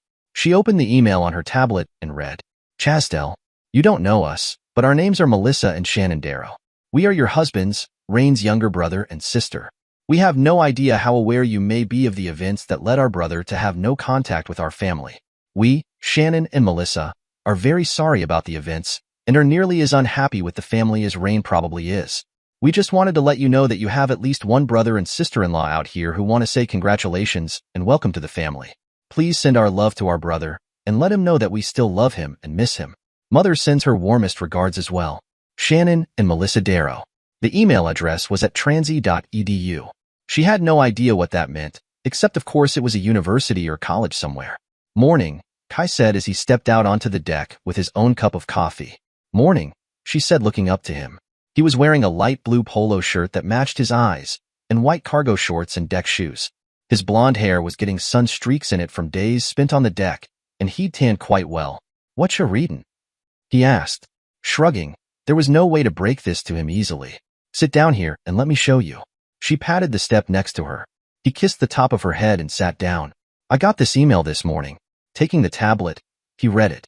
She watched his blue eyes dart back and forth across the lines on the device. He stopped and laid the tablet down on the deck. Sipping his coffee, he looked out over the bay. Finally, he took a deep breath and said, "If you'd like to answer them, please don't think that I would even begin to think to tell you not to." Shannon and Melissa were still in high school when everything happened. I know that there are some issues between them and my dad and his wife, Grace. Issues that I happen to agree with them about. I have no idea how my family is handling my absence, and I'm not sure I want to know. All I can say is that I won't be hurt if you talk to them. They are about as innocent of the whole mess as anyone could be. I'll be honest and tell you that it would be a different story if it were Sebastian, but I won't hold it against the twins. Do you want me not to answer? No. I want you to do what you want to do. To be honest, I regret the fact that I missed their high school graduation, that I've missed talking about their college experiences with them. I just can't bring myself to reach out. They keep calling you by your first name. He nodded.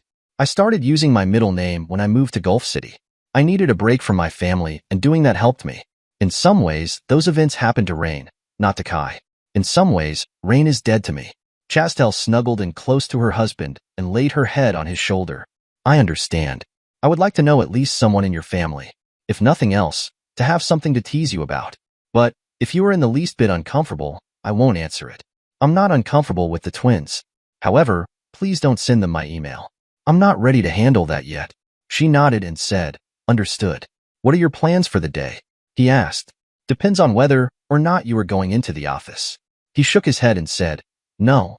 It's Saturday, and I've got the server farm full of renders, and a month's worth of scenes waiting to be rendered. I can't get much more done until the director gets back to me. We're at the point where we're blending the actors with the CGI, and there is only so much the servers can handle." He grinned and asked, "What are your plans, Mrs. Darrow, with me not going into work?" She leaned up and whispered in his ear, "Well, I was thinking that maybe I'd take you upstairs and hold you captive in the bed for several hours." He laughed and said, "You're nearly insatiable, but I like the way you think." She stood and offered him her hand. He took it, and she led him upstairs, leaving their coffee cups sitting on the breakfast counter. Shannon Darrow read the email his sister had forwarded him from Chastel. Shannon and Melissa. To say that your email caught me by surprise would be an understatement. Kai has made me aware of most of the situation surrounding his distancing from his family, so you can understand why I would show him your email and discuss with him how I should proceed. He tells me that he has no problem should I want to pursue a relationship with the two of you, that he holds no animosity toward you, only a deep sense of shame and embarrassment for himself. My words, not his. And I would like to be able to know at least some part of the family that has so graciously gifted me with my wonderful husband. He has, however, requested that I not be in contact with either Sebastian or Chelsea, and I am more than willing to abide by that request. Granted, I only know his side of the story, but from that, I don't think I would want to speak with them. Ironically enough, though, I have them to thank for my husband. Had they not betrayed him, he would have never come into my life. So, I can at least acknowledge that if not thank them for it, for I could never abide anyone who caused him as much pain as they did. So, yes please, feel free to contact me at any time. Tell me of yourself and your family. As for me, like the two of you, I'm one of a set of cross-gender twins. My brother Ryan introduced me to Kai at a Yule party. I'm unsure how they met, but I think it was through our mutual friend, Hunter Dare. They have, however, become close friends over the years, which is something for which I am very grateful. I am an ER nurse at Gulf City Memorial Hospital, although I'm taking continuing ed courses so as to eventually move over to labor and delivery. Kai is still working for Gulf City Light and Magic. He's currently the lead artist on a movie project that is due out sometime next year. His work has impressed the director so much that the man paid for our honeymoon in thanks for Kai's hard work. We live on Dauphin Island now, on British Bay with my min pin, Buffy. We hope to start a family soon. Outside of that, there is not much more to tell. Chastel Darrow. P.S. You will probably note that I know your brother is Kai. He began using his middle name after moving to Gulf City. He told me that the name Rain has too many painful connections, that in many ways, Rain is dead. I can understand that. There was an attached picture of her and his brother standing on a dock with what he assumed was the Gulf of Mexico behind them. They were smiling and Rain had a protective arm around her. They were dressed for warm weather, and each of them had sunglasses pushed up into their hair. Both looked at ease and were very happy. At least this was a beginning towards some kind of reconciliation. And what Chastel mentioned about Rain's feelings confirmed what his dad had told him. Rain, no, he felt he needed to think of his brother as Kai. Now, Kai had evidently built a very good life for himself and his new wife. He was very proud of his brother. His phone rang. Looking down, he saw it was Melissa. Answering it, he said, "Morning, sis." "Morning, bro. Did you get it?" "Just finished reading it," he told her. "It sounds like life is going well for him." "Yeah. What do you think about him using his middle name?" "It makes sense. It's going to take me a while to get used to calling him Kai." "Yeah, 17 years is a long habit to break," he said. "So what now?" she asked. "Where do we go from here?" "Obviously not to Bastion or Chelsea. Probably not Dad either. Maybe Mom?" "I think Mom will understand," she replied. "I'll mention it to her. Show her the pictures." "Did you ever show her the wedding photo?" he asked. "Yeah." She cried. She thanked me for showing her, and then started crying over not being there for him when he got married. "I'm really worried about her. She's starting to withdraw." "I know. Maybe this will cheer her up some. Should we tell her about Tabitha?" "Mom knows about Tabitha. I mean Chastel, knucklehead. I'm sure she knows that she's been born. It's probably not a good idea to bring it up, though. It could bring back hard feelings. We don't want to ruin this before we get started. The question is, do we tell Dad?" "I'm not sure. He said something that surprised the hell out of me when I showed him the wedding picture." "What?" "That he doesn't think that he'll ever be able to forgive Sebastian and Chelsea for what they did to Rain. That he feels like Sebastian forced him to sacrifice Rain for his happiness." "Kai," Shannon said. "Huh. I think I agree with Chastel. We should call him Kai. Sebastian killed Rain. Now there's Kai. They're the same person." "No. Rain became Kai, but they're not the same. Kai has learned to live with what happened. Rain died from it." "You're getting a bit deep for me, Sean. You're starting to sound like Dad." "There's no need to get nasty," he joked. "Okay, I'll concede the point. I'll work on trying to think of him as Kai, but it's going to be hard. Rain bandaged my scraped knees. It was Rain who climbed the tree to get my cat out of it." "Understood. Why don't we show Mom what we've got this weekend? Then, we can decide what to do about telling Dad." "Sounds like a plan." October 2008. Chastel stood naked beside Kai as the full moon rose in the October sky. She could feel the orbs pull on her, but not its usual effects. She did not feel the change it brought wrap itself around her body, as it had every full moon since she was 11 years old. The pull was still there, but the change would not come. "Are you coming, Chastel?" she heard her mother ask, her voice becoming deep and gravelly as her own change began. "I don't think so tonight," Chastel said, looking over at her husband. "I can't call the wolf." "What?" her father asked from the other side of the car as he slipped from his hound form back down to human. Pulling on his trousers, he came around the car as Chastel pulled a robe around herself. "I can feel the pull of the moon, but the wolf won't answer," she said, her face worried. Suddenly Cassandra threw her head back and howled joyfully at the moon. Then she stalked over to where Chastel stood and sniffed around her head and shoulders. Growling lowly, she turned to Kai and sniffed him. A deep chuckle escaped her throat just before she licked the side of his face from jawline to hairline. Again, she looked back and forth between them before growling with great difficulty. One word, "Mother." With another howl, she and Ryan bounded off into the October night, howling joyfully. Next to them, Bob chuckled and said, "You won't be running with us for several months, Chastel." He leaned over and kissed his daughter's face before turning to Kai and telling him, "Take her home and feed her pickles and ice cream." "Mother?" Kai asked as the word dawned on him. He looked down at his wife's belly and grinned hugely before sweeping her off her feet and kissing her. Kai could barely control his excitement as he drove the two of them southward toward and then through Mobile, all down 193 and onto Dauphin Island. "Did you know?" he asked her, his face split wide with a grin. Chastel shook her head. "No, I had no idea. I thought we'd have to try harder than we were." She blushed and added, "You know, because of your injury. Evidently one is all that was needed to get the job done," he said with a smile. "I can't wait to tell Hunter," he told his wife. "I can imagine," she said softly. "You don't sound pleased," he noted. Shaking her head, she told him, "Don't get me wrong. I'm very pleased. It's just that I'm in a state of shock. The fact that I couldn't call the wolf means I'm further along than I thought I would be." Then a thought seemed to hit her, or there are multiples. Is that likely? I'm a twin. Your brother and sister are twins. So it's possible, and multiples do run strong in most lycanthropes. Why can't you shift when there is a pregnancy? He asked. Because shifting rips apart our insides and puts them back together. The only thropi who don't go through a painful, jerky transformation are cat shifters, like Hunter and metathropi like yourself. You know that Hunter is a shifter? Of course, I know he's a shifter. My nose works perfectly well. I never smell the cat on him, just blood. That too, she replied. And magic. Exactly where does he fall on the Witchkin scale? He asked her. I'm not sure he's on the Witchkin scale. I think he's something entirely new.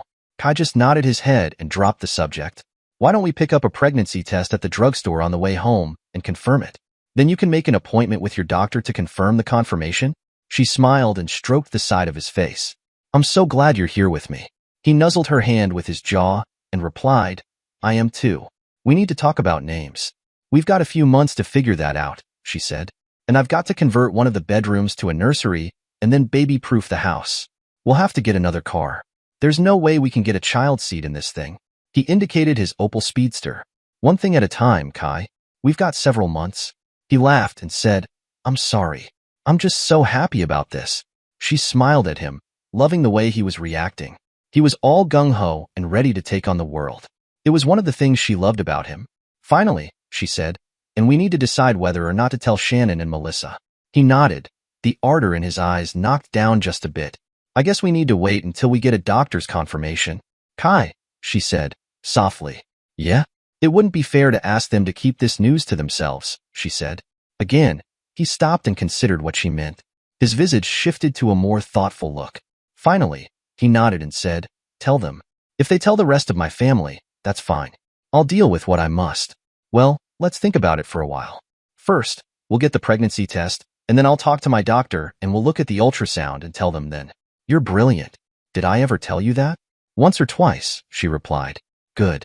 As long as you know. And as long as you know I love you. Christmas 2008. It took Melissa a few moments to realize what she was looking at. Obviously, it was an ultrasound recording, but it seemed a bit strange. Then she realized that she was looking at triplets. What news? She grabbed her phone and raced downstairs to where her mother was pulling the turkey out of the oven. Her mother was beginning to look more than a little ragged. Melissa suspected it was because Chelsea and Bastian had been leaning on her for help with watching Tabitha while they worked and went to school. Mom, she said. Careful, Melissa. This pan is hot, she said as she lifted it up to the counter to let it cool. Then brushing her hands on her apron, she asked, What? I've got something to show you. Smiling, her mother seemed to get caught up in Melissa's enthusiasm. What? Melissa stood next to her and started the video playing. For long moments she watched the three little figures dance and move around each other. Whose ultrasound is this? Look at the name, Melissa told her. C.H. Darrow. Don't tell me that Chelsea is pregnant again. Melissa smiled. Not Chelsea, Chastel. Chastel? Rains Chastel? She asked. The one and only. Where did you get this? It was in my mailbox this morning when I checked my email. Bring me my tablet off the coffee table in the family room if you would, she asked her daughter. Melissa ran and got the device for her mom and handed it to her. Here you go. Would you keep stirring the cranberry sauce? Ruth asked her as she sat down in a chair and called up her email. At the top of the list was a message from her daughter-in-law with the message, a little holiday surprise. Ruth smiled at the title and opened the email to find a video labeled 16.5 weeks. She couldn't believe it. The poor woman was expecting triplets. Triplets. She turned to her and asked, Do your dad and Grace know? Not that I know of. After I showed Dad Rain's wedding picture, he asked me not to share that news with Sebastian or Chelsea. So Shannon and I have kept that we've been talking to Chastel under our hats. But have you talked to Rain? Shaking her head, she said, No. Chastel tells us he's not ready for that. I think I understand, her mother told her. He's still ashamed of what Sebastian did to him. I don't understand that, Melissa said. Rain was innocent, yet he's ashamed. Her mother stopped and gave her daughter a long and steady look. Then she looked down at the floor and said, I do. When I found out that your dad was cheating, I felt ashamed. I worried about what I didn't do as a wife that made him stray. I didn't want anyone to know that I'd been cheated on. Sebastian took that up a notch or two with Rain. That was the first time Melissa had ever heard her mother talk about the reasons for the divorce from her dad. Melissa smiled wanly at her mother and pulled her into a hug. Well, they'll just have to miss out on a wonderful Christmas announcement, then. She heard her mother sniff into her tissue and then released the hug. Damn onions. Melissa nodded, and then she noticed the cranberries on the stove. Oh no. She dashed over just in time to stop the thick, hot liquid from boiling over onto the burners. Almost didn't make it. Her mom just chuckled and said, "That's why I usually cook Christmas dinner alone. Too many distractions." Then looking around, she asked, "Where's Shannon?" "He went over to Sebastian and Chelsea's place." "What for?" "He and Sebastian are trying to patch things up between them." "How do you feel about that?" "That's between the two of them." Evidently, Sebastian approached Shannon back in January to try to ease some of the pain between them. They're at least trying. What about you? Why aren't you trying? Melissa frowned and said, "We're working on it. I'm still having a hard time forgiving both Sebastian and Chelsea." She shrugged and added, "And if I'm totally honest, I feel like I was betraying Rain by patching things up with Bastion." "Has Rain asked you not to? Has Chastel?" Melissa shook her head and said, "No, but I just can't get past it." "Well, that's your prerogative. I'm sure that Rain appreciates the gesture, but I'm not so sure he would want you to harbor all this anger." "I know. Just give me some time." Dear listeners, the next part will be out in a few minutes. Meanwhile, please share your thoughts in the comments section below and don't forget to like, share, and subscribe.